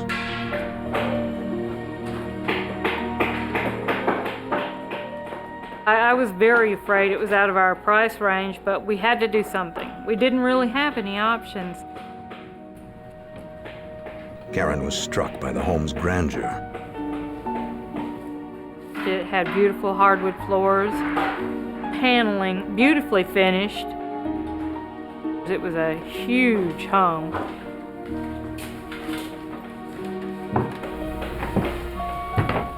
The kitchen was just big enough to cook for her large family.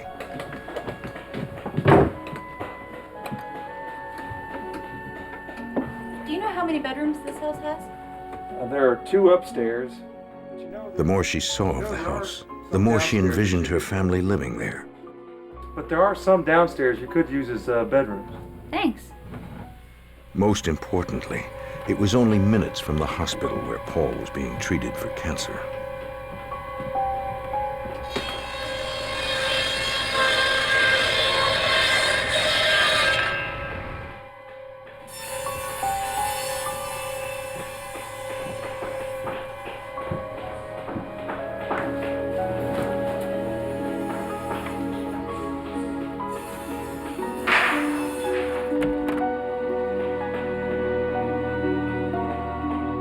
I looked around the house.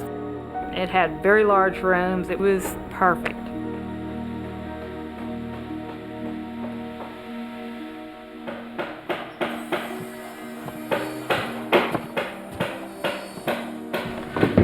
Do you know where the stairs to the basement are? Oh, it's right there. Thanks. She hoped the basement could be converted into additional bedrooms for her oldest sons.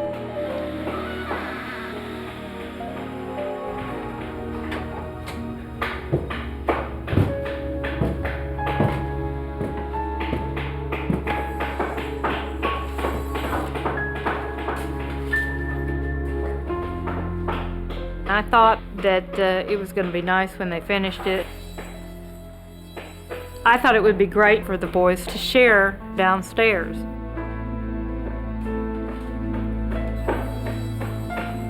When Karen contacted the home's property manager, she was surprised to find the rent was within her budget.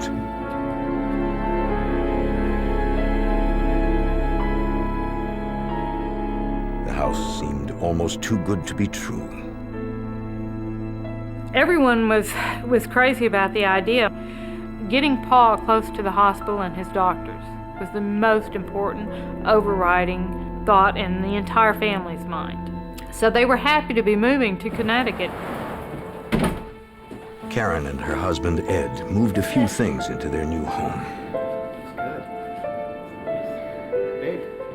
It was Ed's first look at the place. The living room, dining room, kitchen, 2 bedrooms upstairs, closet in here.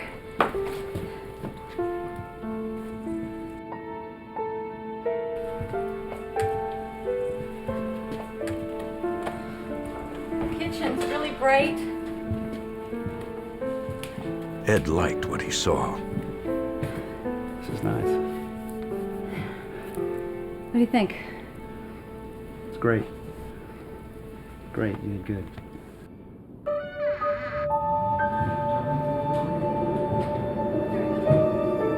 Karen was eager to inspect the basement now that it was clean.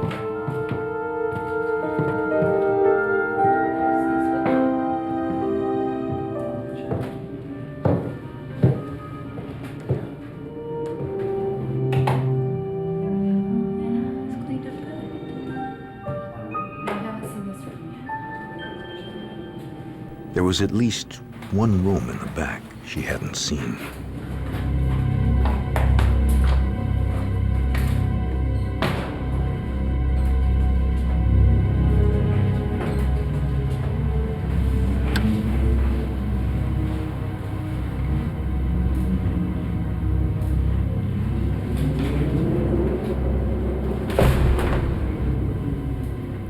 The room held clues to the home's past. Stop.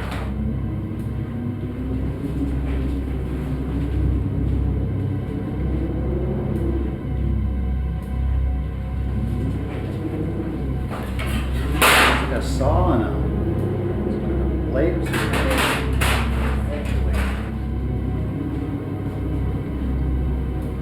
What do they use all these things for?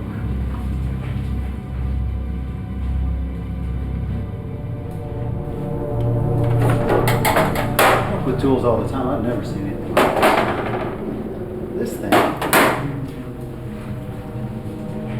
Karen, you know what this is? No.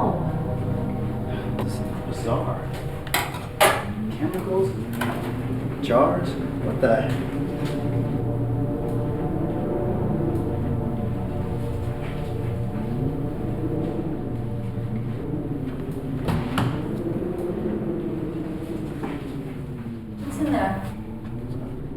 freezer of some type.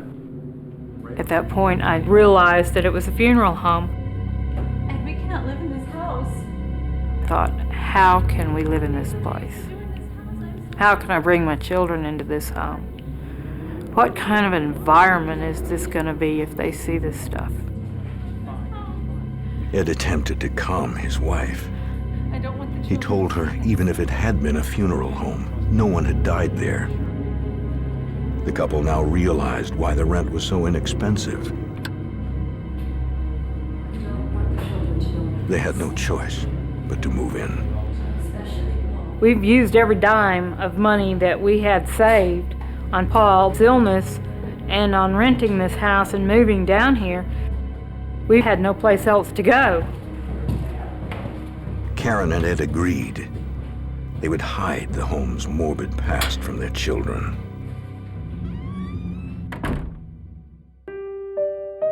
My precious Paul, as sick as he was, should not be exposed to these things.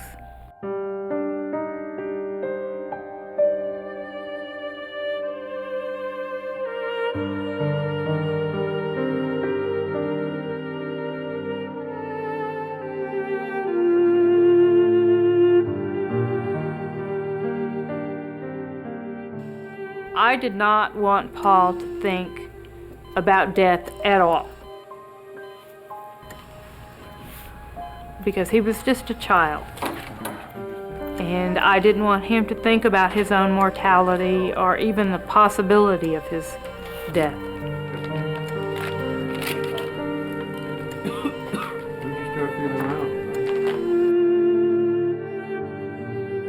But as they passed the cemetery next to their new home, Karen realized that was going to be very difficult.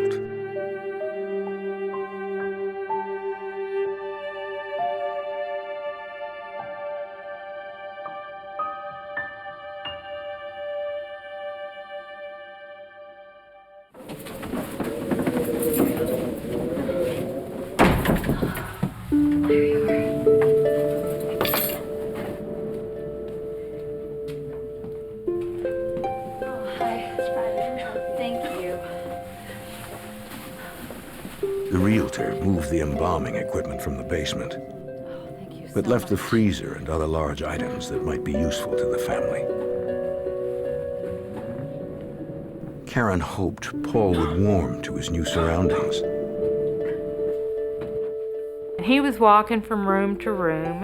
He was moving slow and he was very weak and pale. I had brought him so I could mop the kitchen floor before we brought in all the furniture.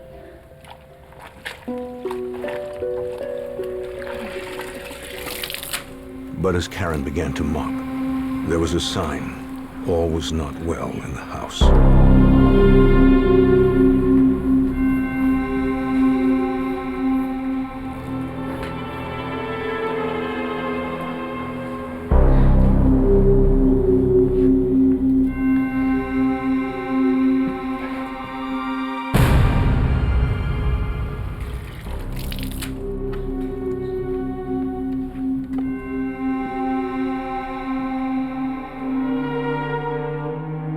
It was a sign that could not be ignored.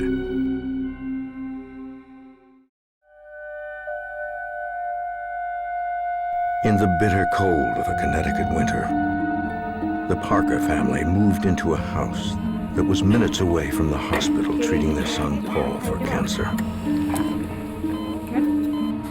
Karen Parker and her husband Ed later discovered the house had been a funeral home. They were determined to hide their home's past from their children.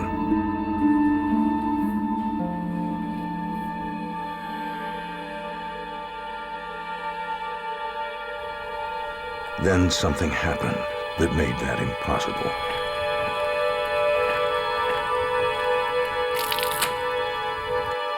The mop water was blood red.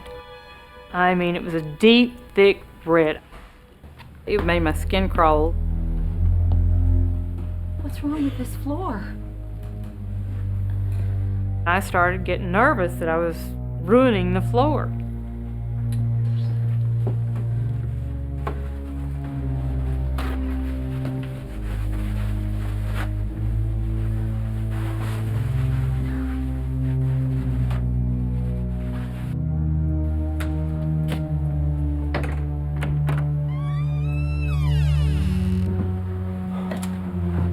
As Paul descended the basement stairs for the first time, he felt an icy chill in the air.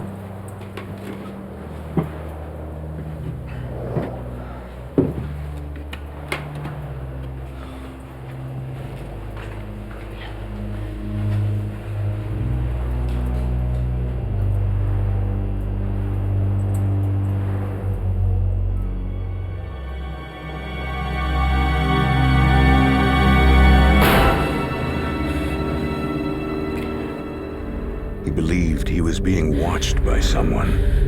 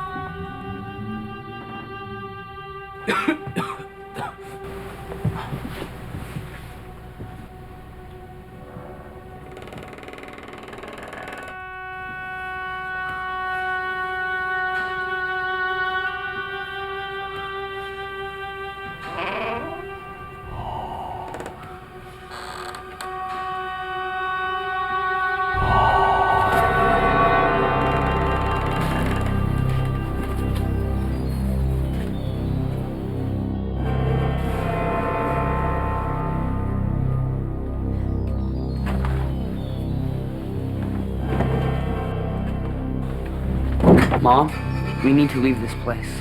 What? It's evil. He was scared to death. He told me of a voice that called him by name. And I thought this was an inner voice. I didn't believe he was really hearing someone call his name.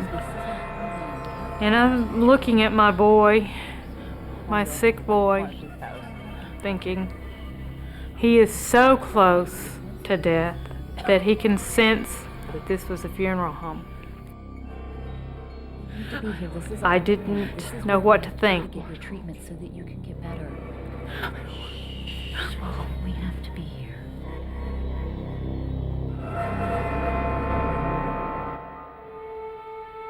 In difficult times, the Parker family often turned to the Catholic Church for spiritual guidance. I took Paul to the priest that had married my husband and myself and asked him to do a healing on Paul. Show your mercy. Well, he put his hands on him and he prayed. Your ills. We ask this through our Lord Jesus, who healed those who believed. Amen.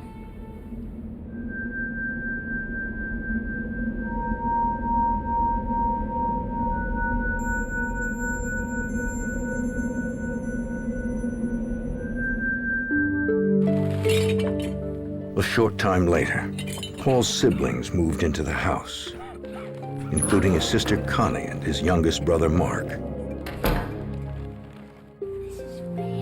is big. Wow. You have to get a tour. There's a lot of rooms. Bobby was Paul's closest brother, only 2 years younger than him. Bobby. The house was huge, just about big enough to get lost in.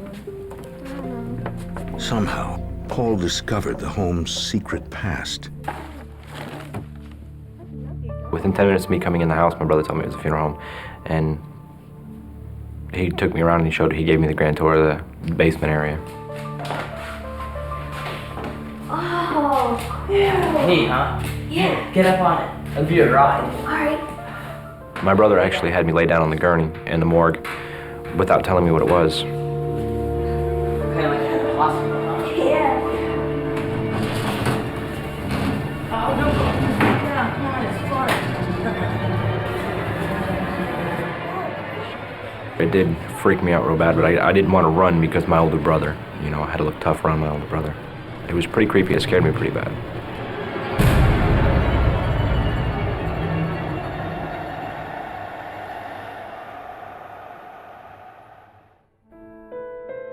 Karen relied on her faith to give her strength while she waited for her husband's transfer from New York. Although Ed would be home on weekends, she still had to run this strange new house alone.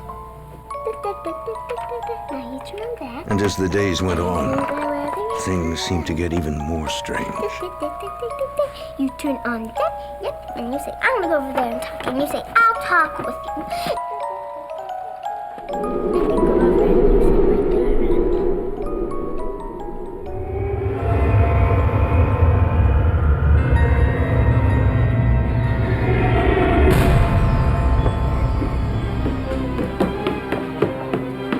Mommy, there's a woman in my room. She told me that there was a woman looking at her in her bedroom.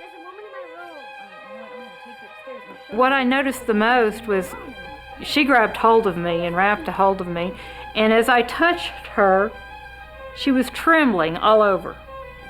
And I mean trembling. And she wasn't a skittish child, so it was very unusual to feel her trembling.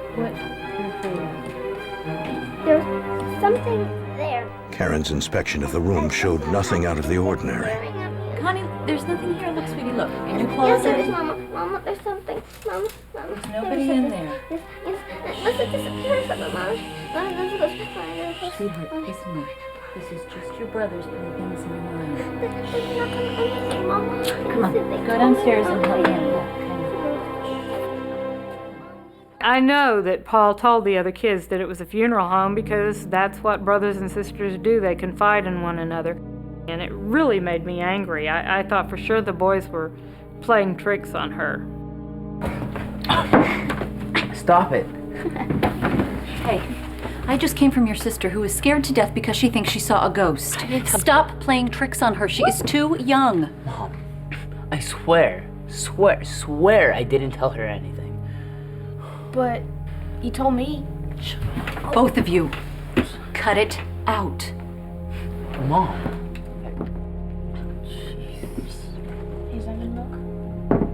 Karen was feeling the stress of running the household alone. Her only peace came at night when the kids were in bed. But in the basement, her sons weren't getting much sleep.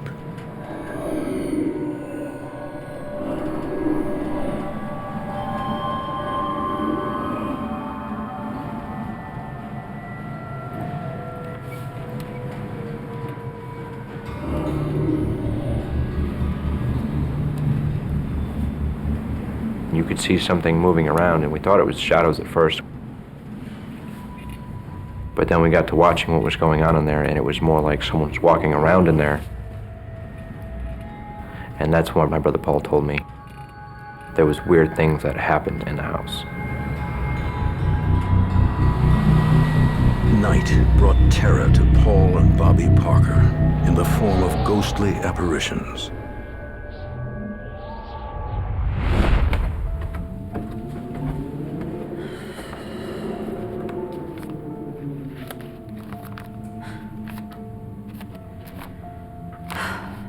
By morning, the boys had moved out of their basement bedroom and were camping out in the living room.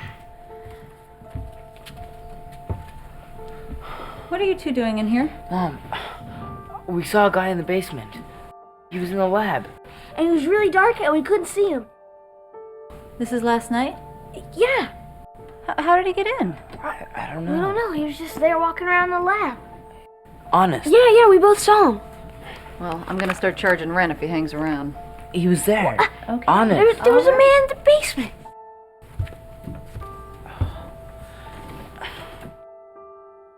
He was there. He was there. Karen expected things to improve when her husband Ed arrived to spend the weekend. He'd convinced the boys they had nothing to be afraid of.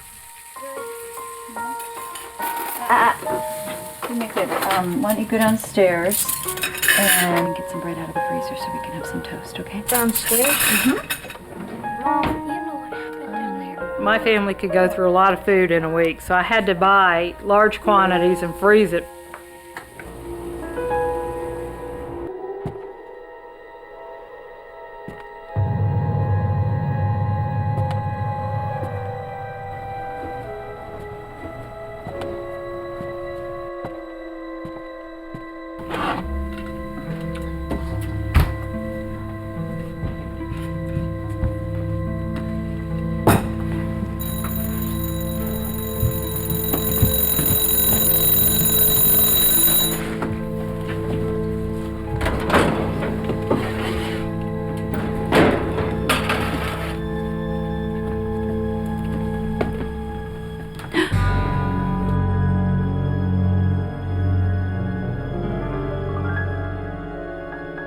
thought I was losing my mind. I know I set the table, but the dishes weren't there.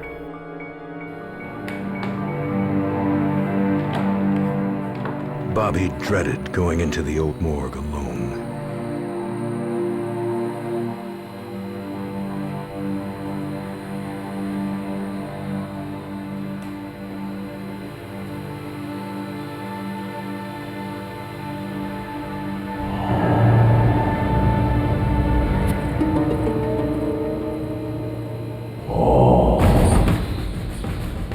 I knew there was something definitely going on in the house because you'd see things and you'd hear things. Mom, I just heard a voice down in the basement calling for Paul. Where's the bread? In the freezer. Well, Mom, I don't want to go down there. I just thought the house was haunted. You'd hear in a really deep, grindy voice. I didn't think I was going crazy. I didn't think my brother was going crazy. I thought it was just something in the house. I thought, Paul's got you scared to death, hasn't he? Karen didn't believe the house could be haunted. She thought its macabre past was fueling the children's imaginations.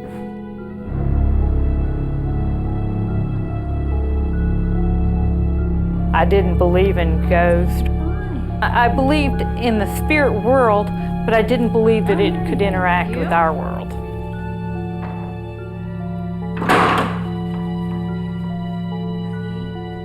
Of course, I didn't hear a voice calling from the freezer.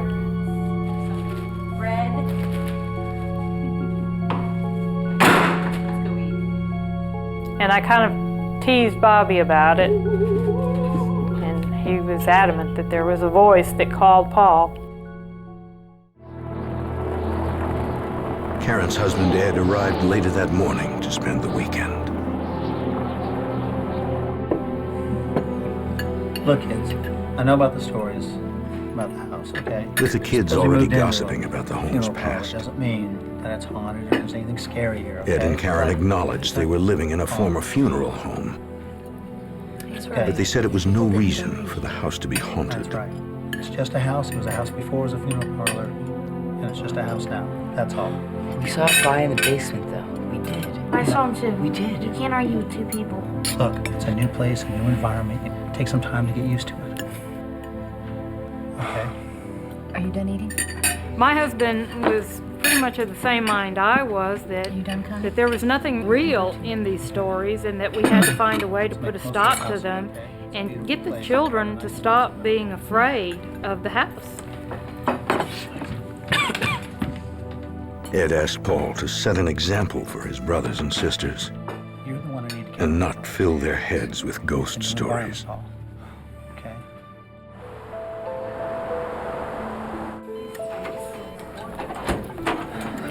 Hey, cutie, I got your medication. How you feeling? I did look up to my brother. He was everything I wanted to be, you know. Before he got sick, he played sports and everything. He was easygoing. And then after he got sick, it put a lot of stress on my family.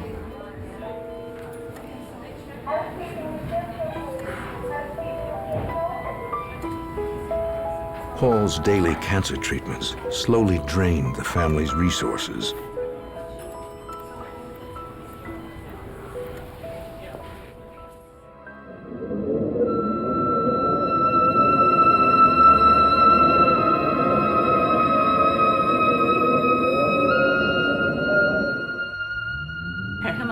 Paul told me that he'd see things and he'd tell mom and dad, and they say that it was his illness, so he wasn't really seeing anything. It was part of a reaction to his medication.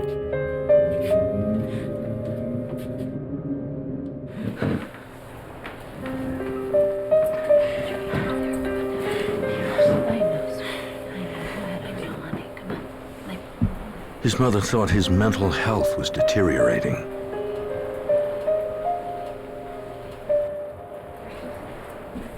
I didn't believe him, so I wasn't frightened. I was scared for him. I was concerned about his health. She chose to ignore subtle signs that something evil was lurking in the house. I noticed these crucifixes were disappearing. Never quite knew where they went.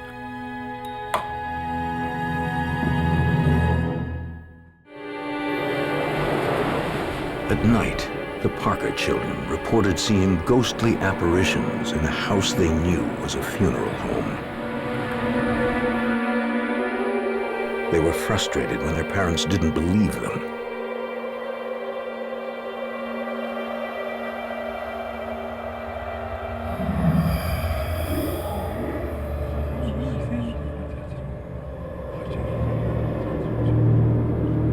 Paul and Bobby struggled to contain their fears in the face of new sightings.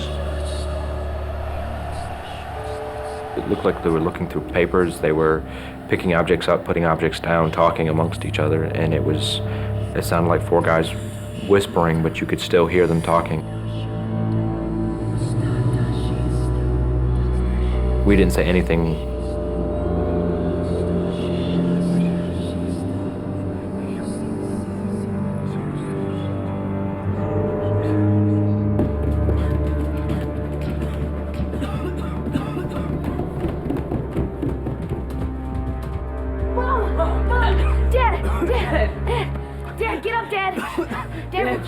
Dad, we just saw 4 men in the basement. For Ed and Karen, the middle of the night disturbances were becoming routine. Okay, fine. They're Let's go dark, check it man. out. No, Check it out. please, Dad, they're there. Come Trust on. us. Sure they are. Chris is gone.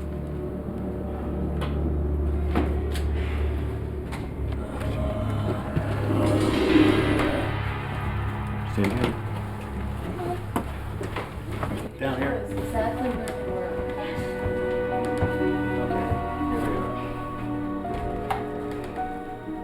They were right there. Yeah, Where? by the bookcase. There's nobody Over here? And they described these men as being in dark clothes or something like that. I went from room to room looking for these Right men. in this corner. I don't see anything. I don't know what to tell you, sweetie. There's no one down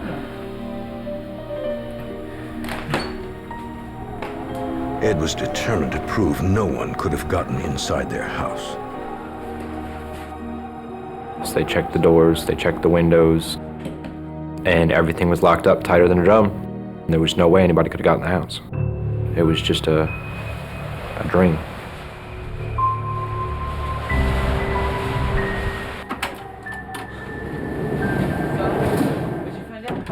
There were no tracks in the snow or signs that anyone had been near the house.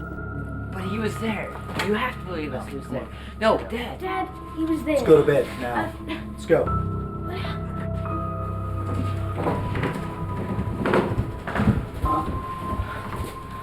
They were here, all of them. Ed was weary of being woken up on a nightly basis. It's been a long night, okay? Long night. Get to bed, both of you, now. It was upsetting that they didn't believe us. To bed, now. Karen, You don't understand. get to bed, now. Now.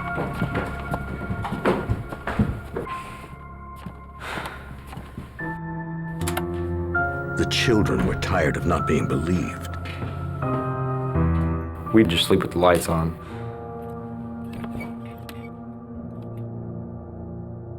When something happened to one of us, we'd tell everybody because we needed someone to hear us, to let us know we weren't crazy.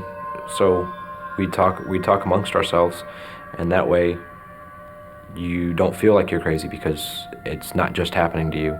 That's where we got our strength from, was each other, because our parents didn't believe us.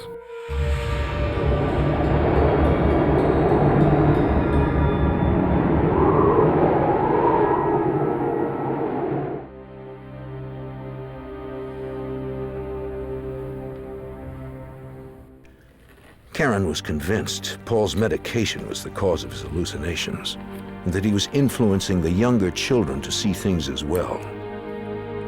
The next office visit I had with his oncologist, I asked him about it.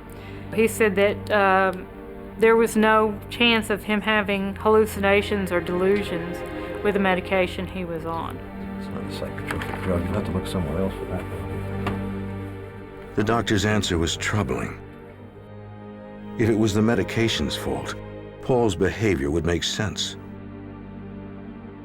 But now it seemed Paul might have a psychological problem in addition to his cancer. The possibility of yet another medical crisis was too much for Karen and Ed to bear.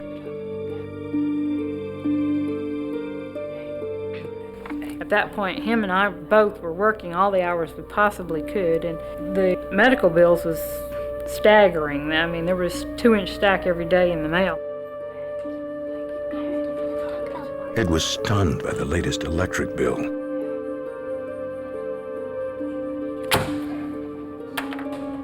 He quickly isolated the cause. The children were keeping all of their lights on when they slept at night.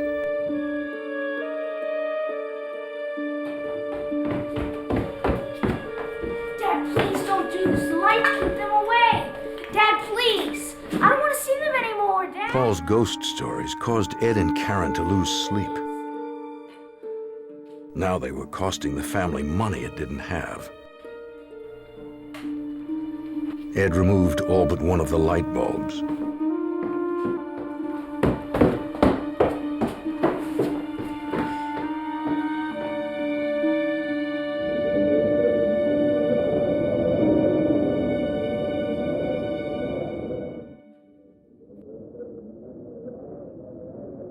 The lights that used to bring them relief now brought them new horror.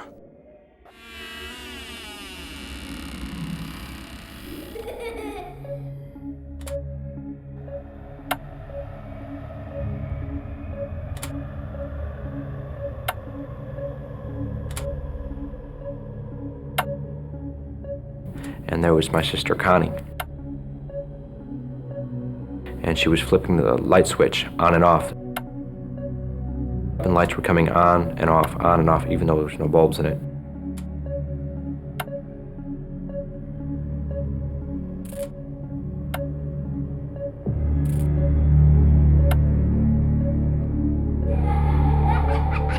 And then she ran up the stairs, and I ran up after her.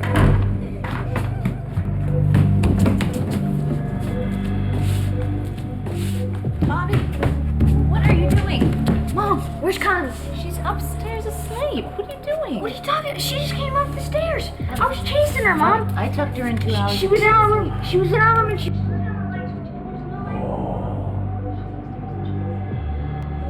can go check for yourself. I put her to bed.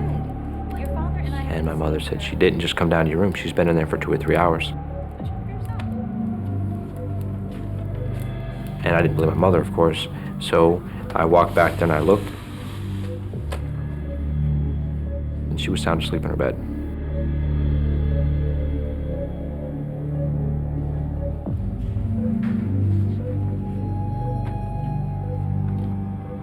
What really scared me was because it took a form of someone in my family, and it was really unnerving.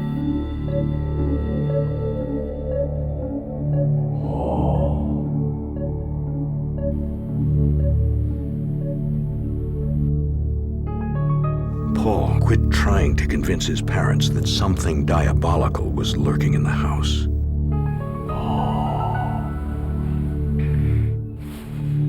He decided to confront the voice that haunted him.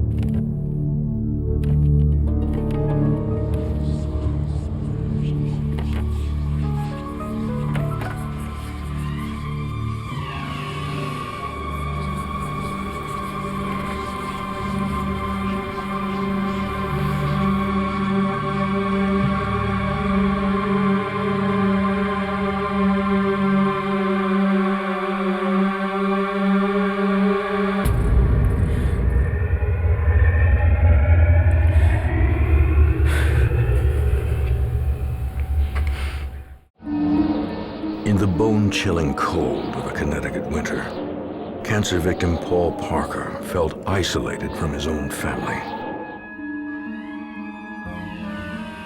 His parents refused to believe he was being tormented by evil spirits.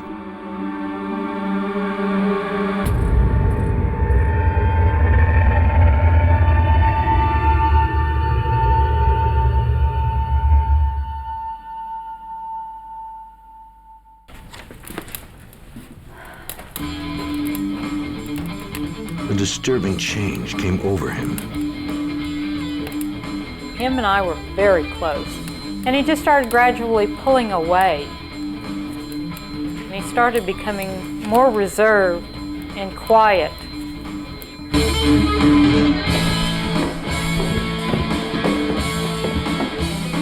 He insisted on his own bedroom and no longer feared sleeping alone.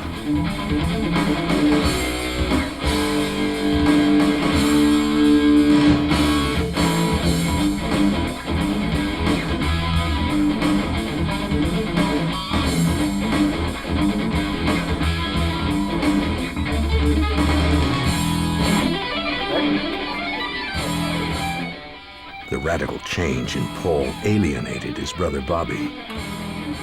He started wearing a lot of dark clothing, didn't talk to me as much.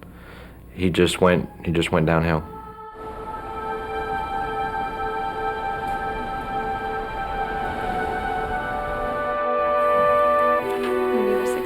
Paul, your lab is normal. You're in remission as it stands right now. While Paul seemed to be suffering from mental problems, his physical condition improved. Well, America, I'd just like to see him back in about 3 months. You can make the appointment. But Paul seemed to take no joy in the astounding news. Great. All right, honey, you ready?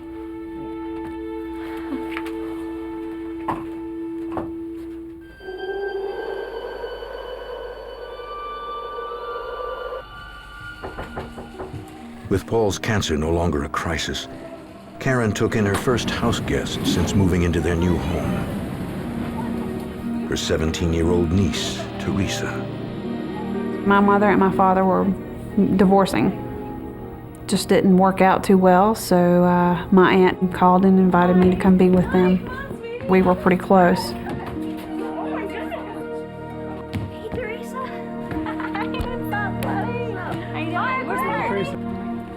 Teresa noticed that someone was missing. You look great. I love your hair. How was the trip? Good. Good trip? Where's Paul? Connie, you want to help let me me take your put coat. luggage upstairs? Okay.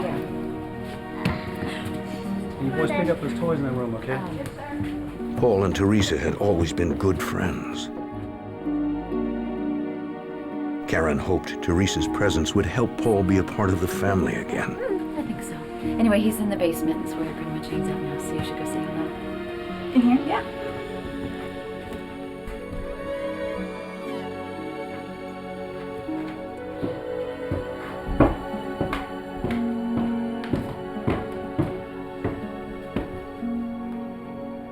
Paul was a good kid.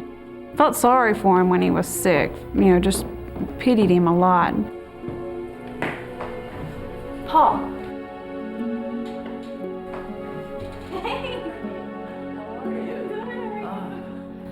Paul was a lot different from what I had remembered. He went from this really sweet kid to being angry.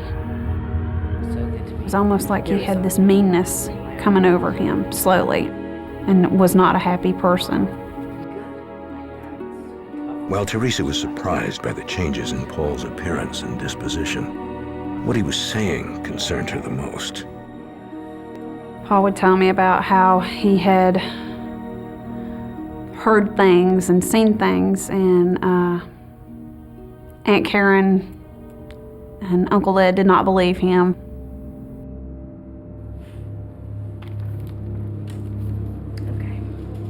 To my own flesh and blood. He felt alone. He said it never got better, it got worse. And it went from, you know, I heard this thing scratching on my door to this thing won't leave me alone. He's at my bed every night and he's talking to me. He would talk bad about his mom and dad. And would talk bad about his little brothers and sisters, and it would tell him to go do bad things to them. The look in his eyes that you would see, it didn't seem like it was him. He was just not himself. I know what the problem is in this house. You are. You're so blind you don't even know what's going on in this know house. what's going How on. can you say that? It was like suddenly hate was a part of the household. Here after them. You don't even know what's going on. How can you Doesn't matter. It's my house and you're going to live by my rules. You understand what I'm saying? They were arguing at this point about Paul's behavior. Everybody's seen it too. You're the only one that doesn't know what's going on. You've got them so scared they're not going to say anything else. You can't even tell me. Don't you walk away from me. Because he was just getting out of control.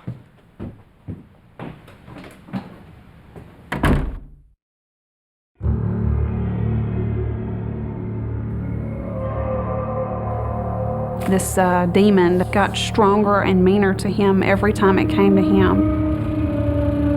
Paul got to where he couldn't leave the room. He couldn't talk back. This demon would tell him, go upstairs and do something bad.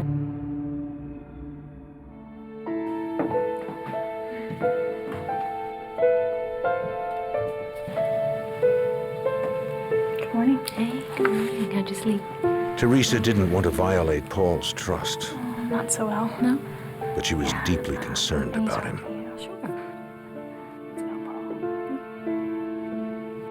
What? She told his mother about some of the dark thoughts he was harboring, and the demon that Paul believed was controlling him. There's something wrong with him.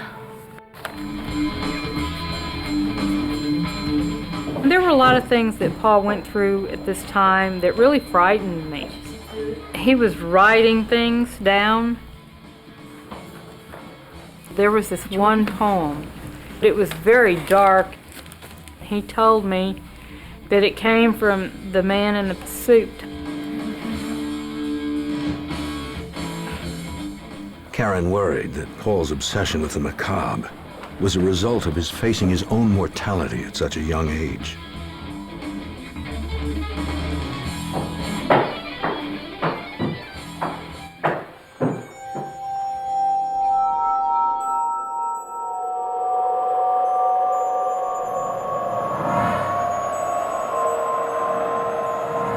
Only one person could have exposed Paul's innermost secrets to his mother. Teresa. Paul could see these people walking around that were dead and buried. And they were all in our basement. If I did the things he told me to do. He was told that this demon was going to do things to him if he didn't listen and do what he was told.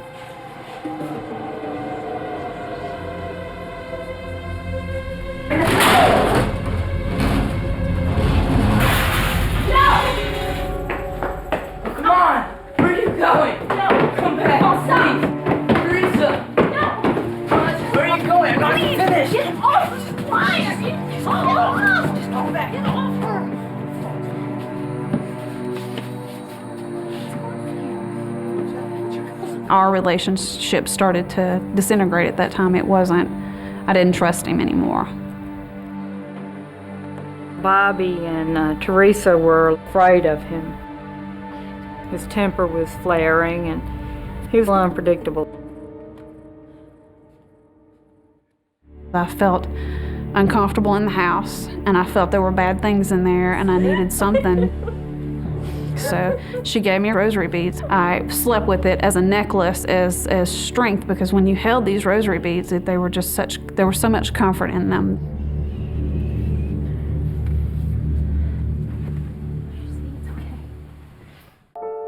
The incident prompted Karen to take Paul to a psychiatrist. We'll need him to come back in for some more tests or whatever like that. The doctor was concerned about Paul's behavior and his writings. He suggested further counseling and therapy. Karen agreed. 4 or 5 more times, we can go ahead and get this settled or whatever like that. And so,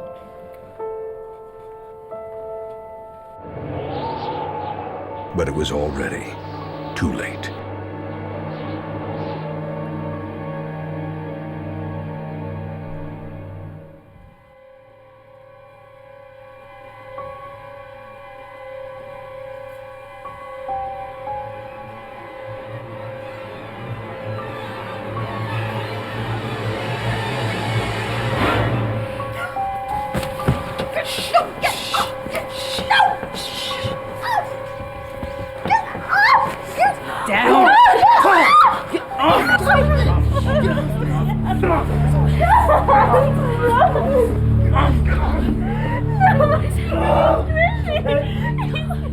Paul was removed from the house because of how violent he became. And everybody thought he went crazy because he was off the deep end.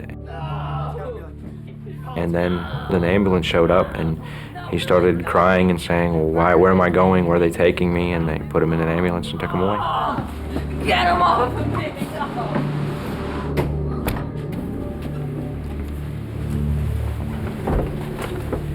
Here you go, sweetie. Go, let's go. Honey, I want you to go back to bed. Everything's gonna be okay, alright? I promise. Don't worry, okay? Let's go to bed. We'll be home soon. Ed and Karen followed the ambulance to the hospital.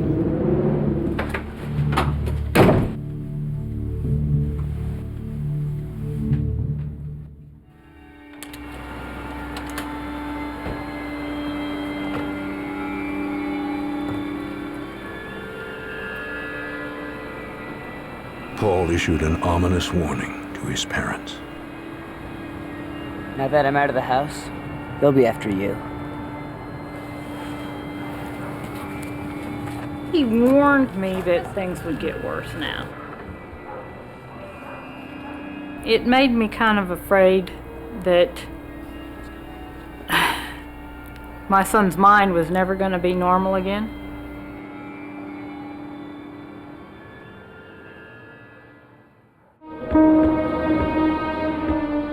The Parker family was shattered by having to hospitalize their son, Paul. He believed he was being controlled by a demonic entity. Now that he was out of the house, Paul warned his parents that the entity would attack the rest of the family.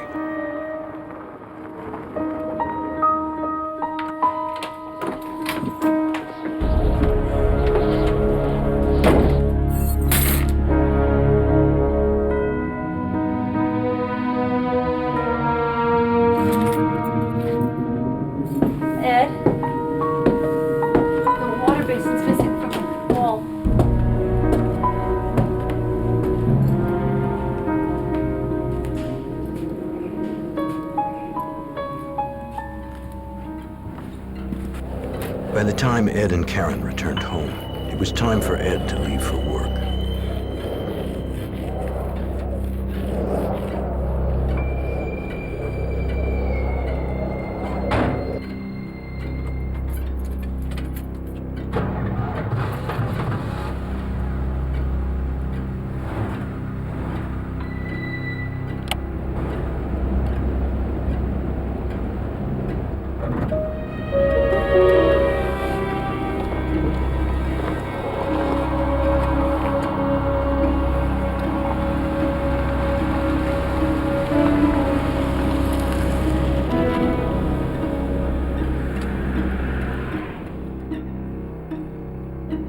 I was exhausted, emotionally drained, and I wanted to go to sleep. That's all I wanted.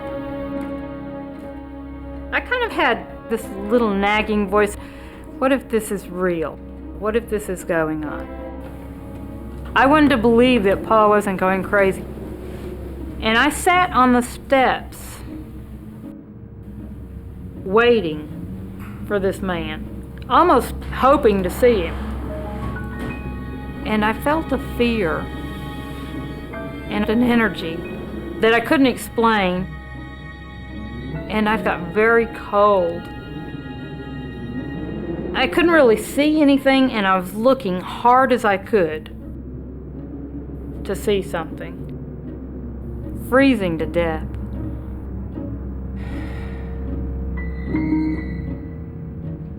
She dared the evil that Paul said was in the house to show itself.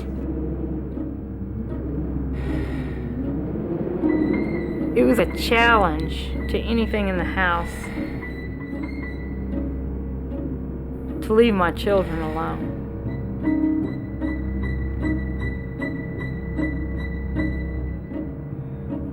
But I never saw anything.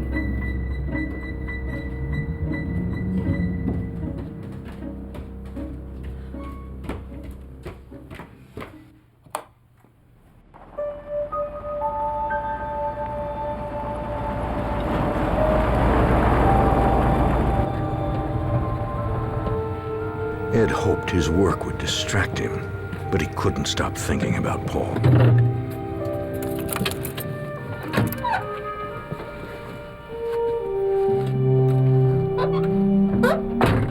He worried about his wife being home alone in such an emotional state, and what his children and his niece Teresa had seen.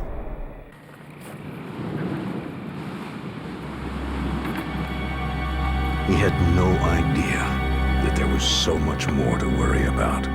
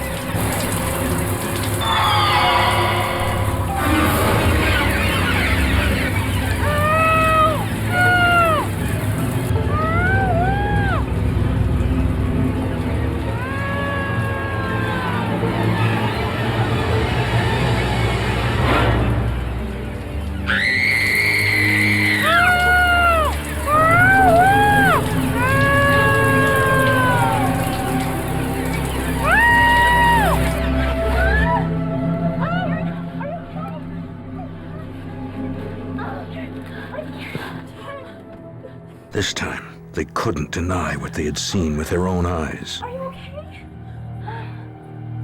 It was a horrible situation. It was just so frightening. I didn't think I was going to get out. All I kept thinking is, this is not happening. This is in my mind, you know, I'm going crazy.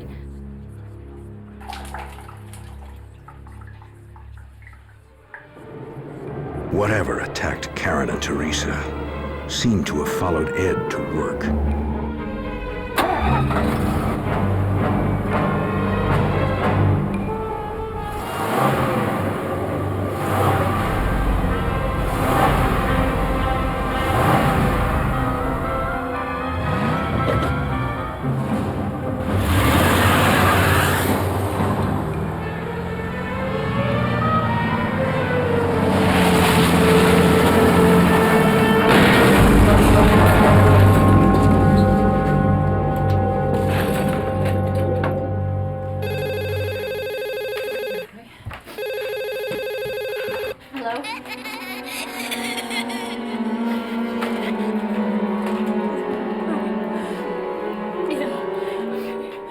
I did not know how to handle this, and I could not protect this child who needed me to protect her.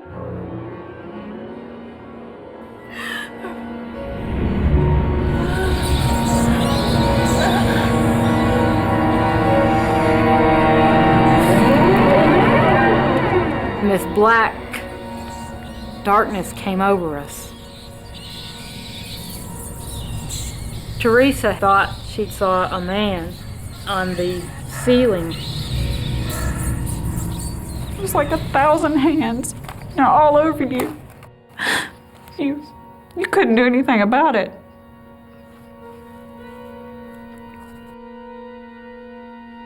Aunt Karen was being attacked too. And she knew, you know, it was finally the whole house.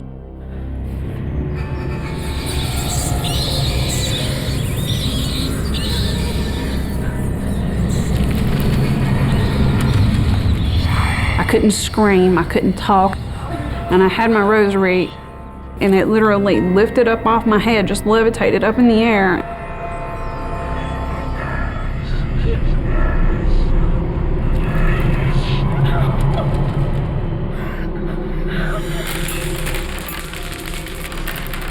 I can't tell you what came over me at that point. It was as if someone had taken every belief I'd had in my entire life, and they were all in a box, and it took them and dumped them on the floor and scattered them around.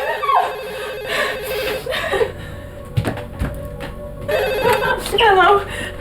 Go ahead. And you don't even know what's been going on here. Itself through my office. What? Yes, into my office. The Parkers now feared the entity would follow them wherever they went. No. They agreed to call their priest for help.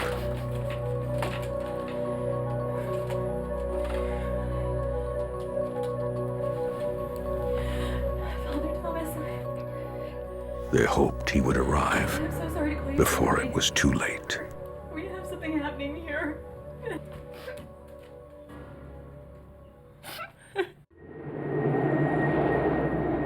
The Parker family was convinced they were under siege by a demonic entity that lived in their house.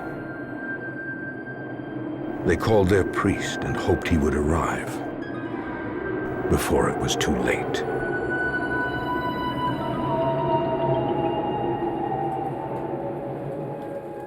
Bobby. Bobby. The voice sounded like his brother. But Paul was in the hospital. Paul?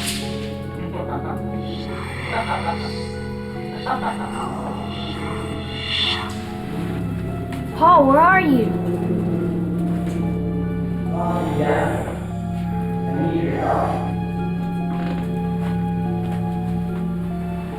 Paul?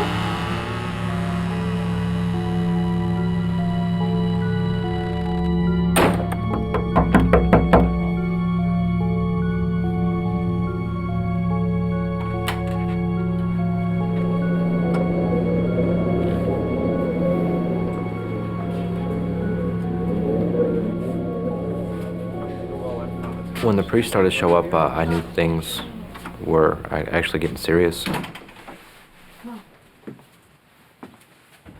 And then after I spoke with you this morning, Karen expected answers along with a solution for what was happening in the house. We told him the things that had been going on, and he listened very attentively, and at the end of it, he said, I believe you. Now I want you to forget about it, and it will stop. Many of those who accept the possibility of supernatural activity believe that to acknowledge evil is to give it strength, and that the best defense against such evil is to ignore it. Faith, say your rosary daily. Carry it with you. I thought that he didn't have a clue what we were talking about. How could you forget something like this going on? While you're under attack, how do you say, okay, this isn't happening? How do you do that? If the church wouldn't solve the family's problem, Karen would look for help from less conventional sources.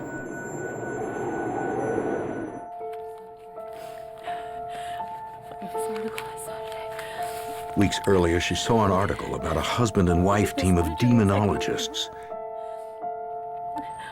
She discounted it at the time, but now she was desperate.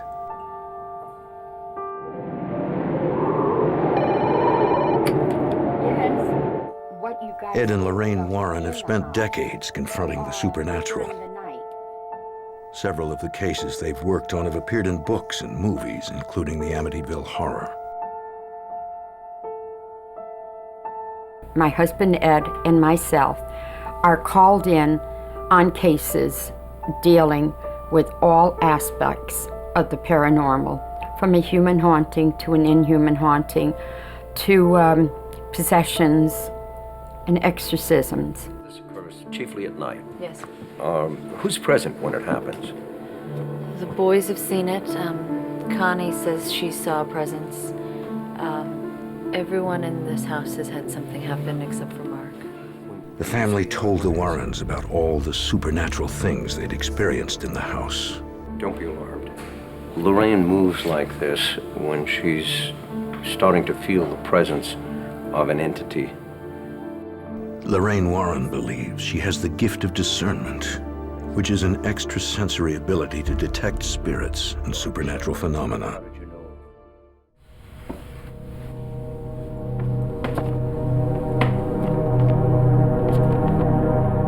She was immediately drawn to the basement. When I got downstairs, it was just horrible. The infestation was very, very bad.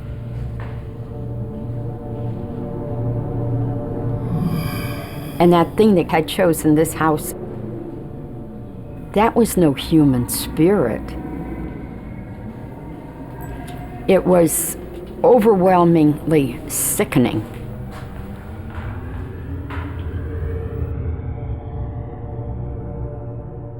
They considered that we had a doorway straight to hell in our house, and it was in the basement, and you couldn't see it, but physically could feel it. To remove the entity, the Warrens told them, they needed the Catholic Church to officially sanction an exorcism.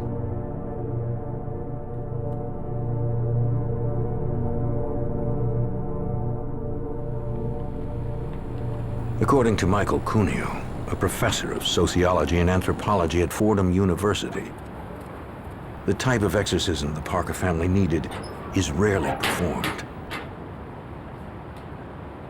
He's the author of the book American Exorcism. True believers in exorcism will believe that, tend to believe that it's individuals who first and foremost are the targets of possession. But there's also a widespread belief that, that physical properties, physical domains, houses, cottages, offices, and even individual rooms in houses can be infested or infected somehow by demonic presences.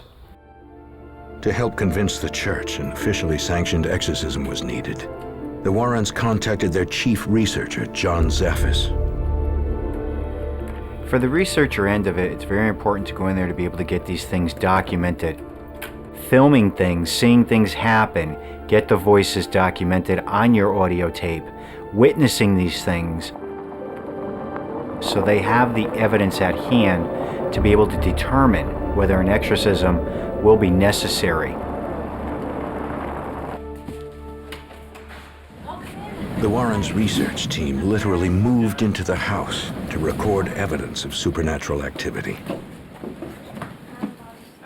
They relied on video, audio, and other sensing equipment to record their evidence. It was very important for us to actually move into this home. It was an emergency situation. Everybody in the home was exhausted. Nobody was sleeping. Everybody was petrified to sleep.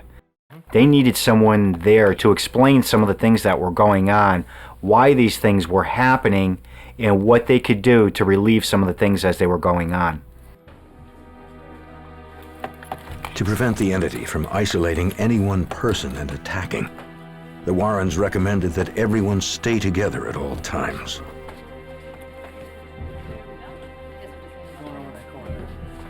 Everybody moved out of the rooms, basically, and everybody slept in the living room. And having someone, they were there, so at least one of them was there 24 hours a day. There was always someone in the house with you. This is a classic case of demonic possession, which involves... The Parker family asked the Warrens to explain what was happening to them and Paul. It's kind of a reconnaissance where the demons Ed described the 5 stages of demonic possession.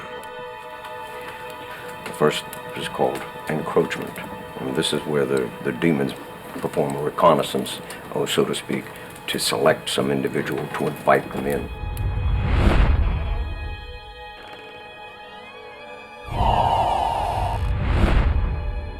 The second is infestation. Infestation is when they isolate the target.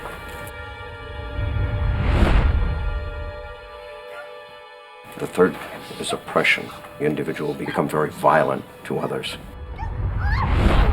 Where are you taking me? The fourth is possession, and that's when the individual loses total control of themselves.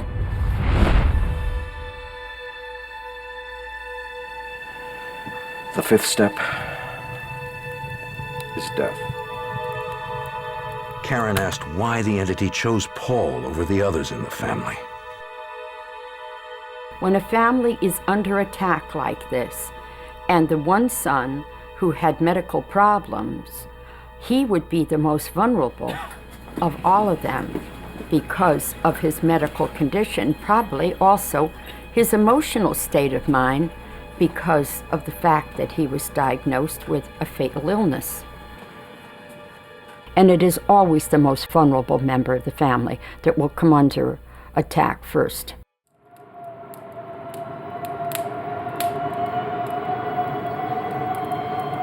With Paul out of the house, the entity now had to choose the next most vulnerable person.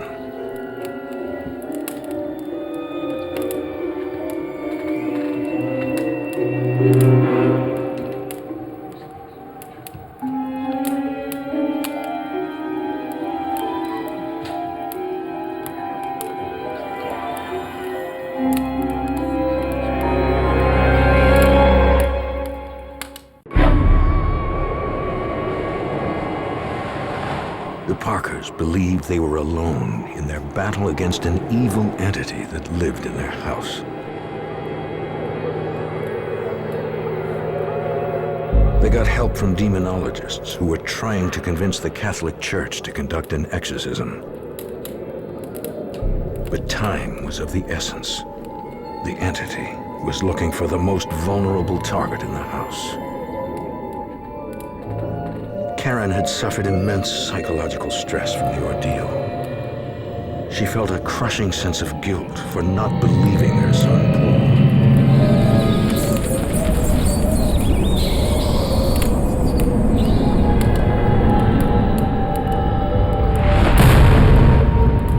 My neck swelled and my face contorted. I was in this hole. There were blacker shapes. Their emotions were permeated in my skin.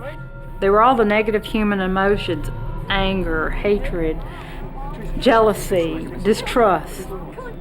And the one that startled me the most was hopelessness. In the name of the Father, and of the Son, and of the Holy Ghost. The sadness was overwhelming for me. It was such a sad place and such darkness.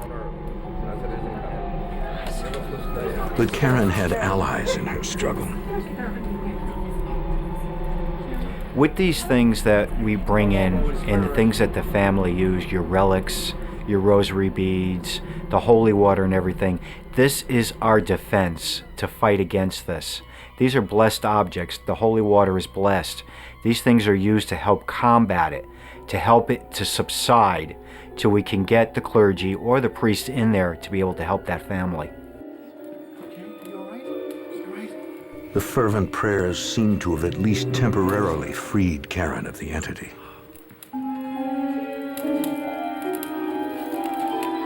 When I got back to my body, they said I'd been gone for 8 hours.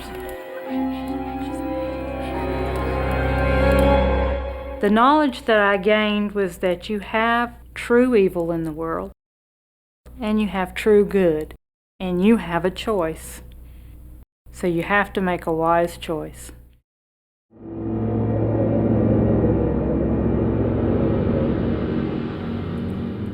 The researchers stayed with the family until they had enough evidence to obtain a church-sanctioned exorcism.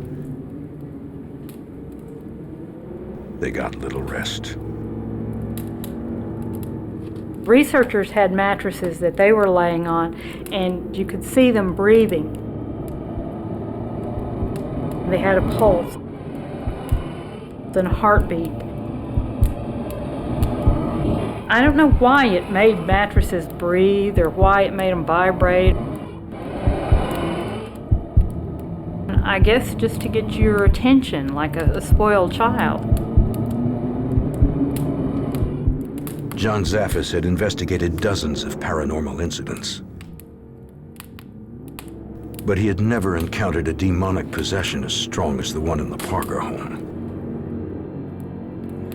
Even those experienced felt vulnerable. How do you fight something you can't see? How do you fight something you can't grab? You can't go up to it like most of us would with our families to try and protect them. Can't see it. How do you fight it?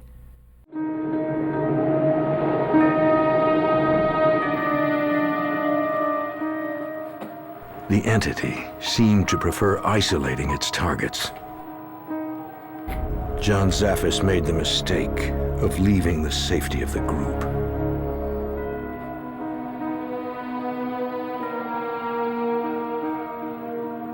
When I was jotting down the events from the day, it started getting very cold.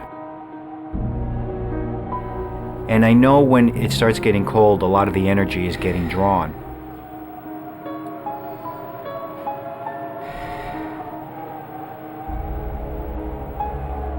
At that point, I started calling for anybody in the house. I was calling for the children, I was calling for the parents. Nobody was responding to me.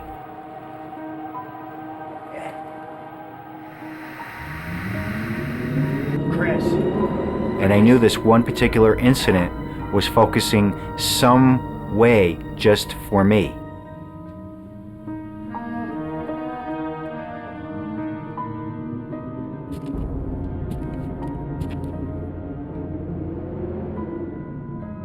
What I seen, what I experienced that night, I don't think I'll ever forget.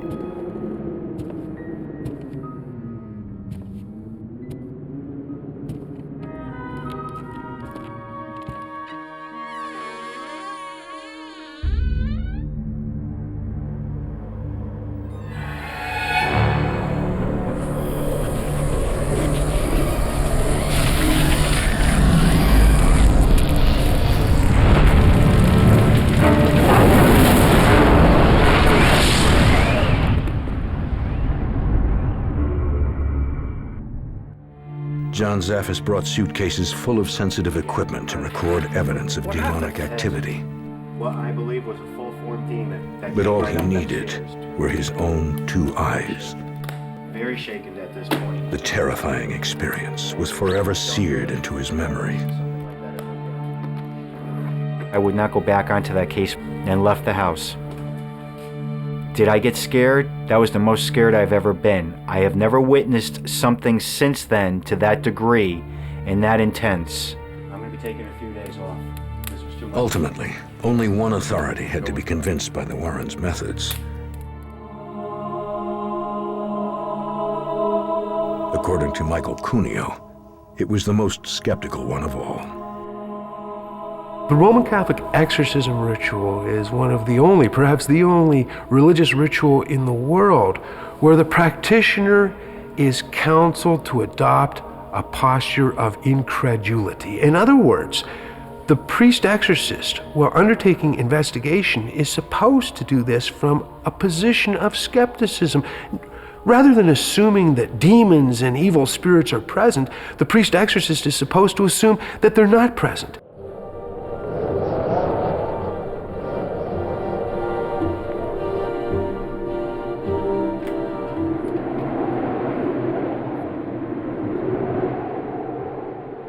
The Warrens convinced the Connecticut diocese to investigate.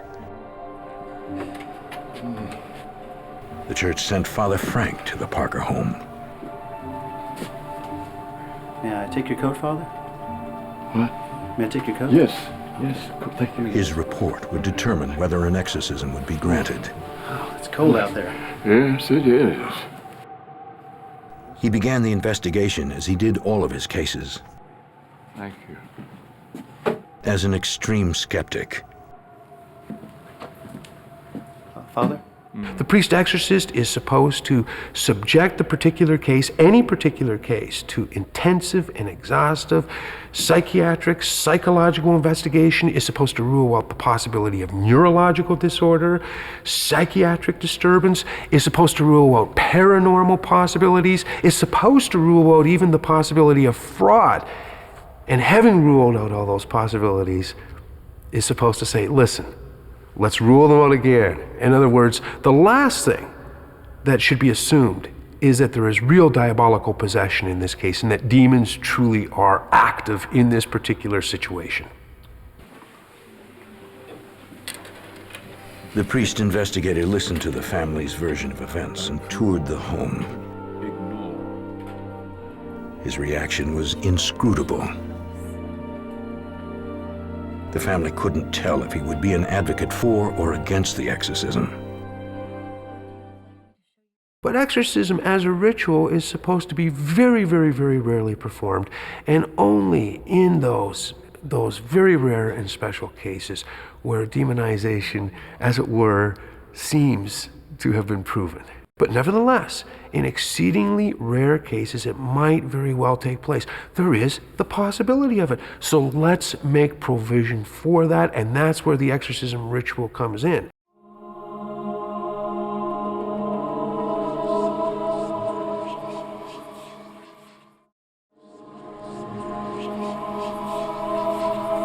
Father Frank presented his findings to his superiors. Although the church declined to be interviewed for this program, it did ultimately grant an exorcism for the Parker family. Save us from illness and drive away the forces of evil. Protect us. Father Richard would perform the exorcism. Our sins make us worthy to enter the kingdom of heaven.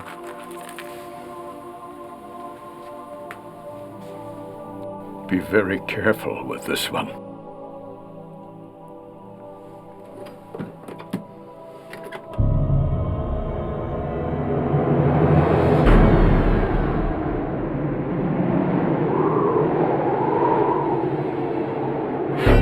Father Richard's first step was to cleanse the house.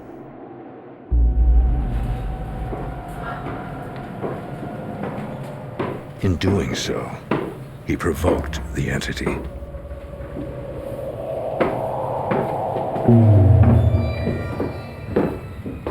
When Father Richard was downstairs in the boys' room, I could see a point on the back of the shirt, and it got pulled away from his skin. And I could see an expression on his face, but he didn't say anything.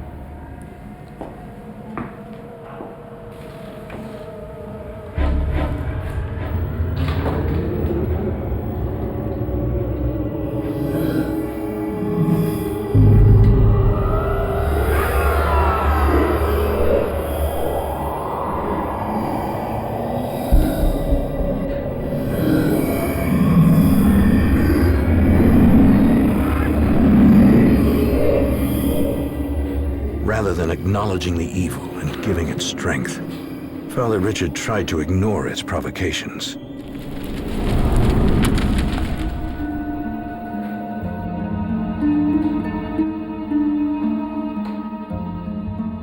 This is the word of the Lord. But the entity refused to be ignored.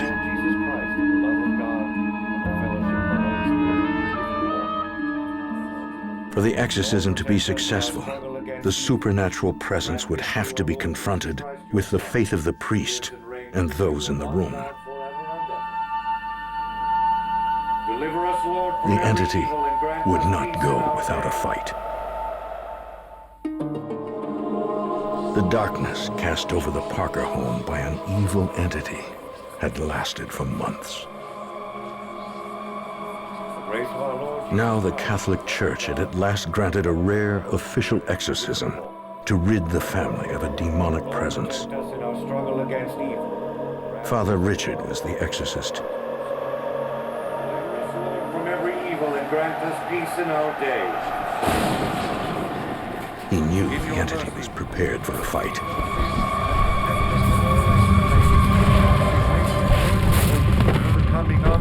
We were engulfed in evil all around us, and that it was going to take a higher power to get rid of it. The more they prayed, the more they seemed to provoke the demonic presence. Do you reject Satan, father of sin and prince of darkness? Peace in our day, in your mercy. However violent the entity became, those in the room struggled as much as possible to ignore it. For the coming of our Savior, Jesus Christ. The kingdom, the power, and the glory are yours now and forever. Amen. Lord, may the grace of these sacraments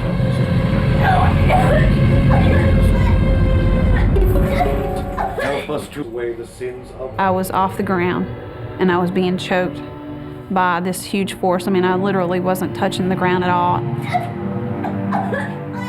All I remember is not being able to breathe.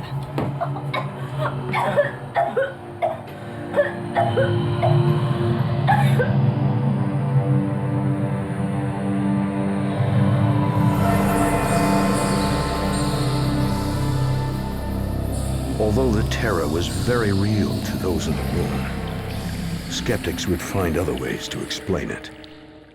There's a powerful, powerful expectation of healing during an exorcism. There's a powerful expectation that whatever your problems are, they will be taken care of. And so exorcism can be a very effective therapy, at least in the short term. We ask you to bless this water as we use it in faith to forgive our sins. Save us all from illness and drive away the power of evil. Protect us always by the presence of your Holy Spirit. In the end, those who participated in the exorcism credited their faith with purging the entity from the house. It was as if someone opened the windows in the house. The sun came through the windows. It was so wonderful. The house was warm, and it was comfortable, and you were free.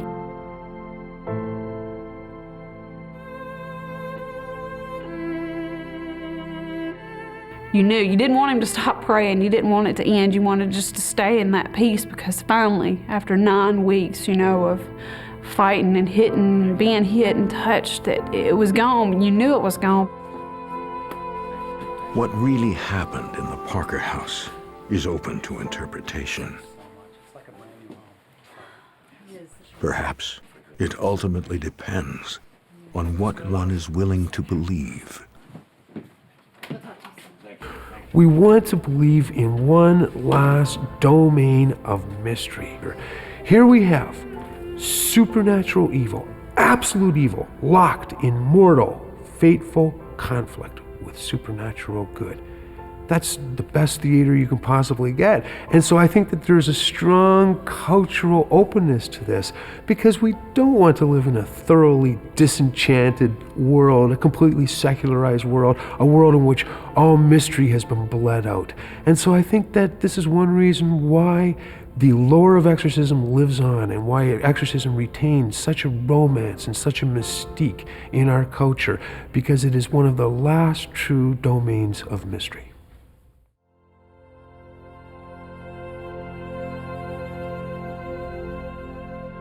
To the believers, the exorcism was an unqualified success.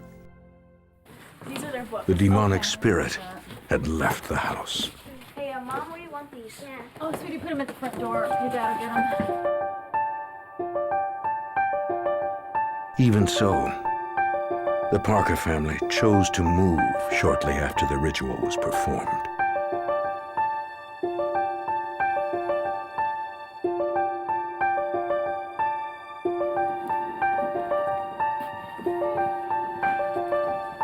Last of the kids, huh? We moved out because we didn't want to take a chance of somebody else opening a door that we closed. We had too many bad memories of the house. We had too many negative emotions attached to the house.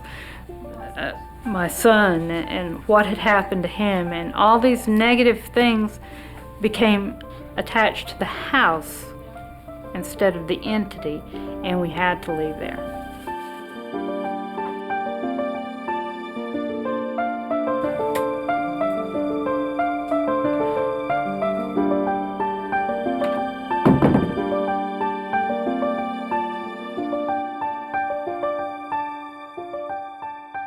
It's a chapter of our life that everybody feels that is done, and it's in the past. You might as well bury it and just leave it buried. And I believe this will probably be the last time I talk about it myself.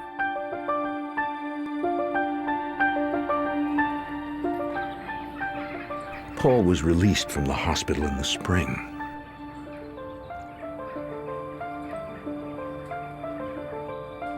His cancer never returned.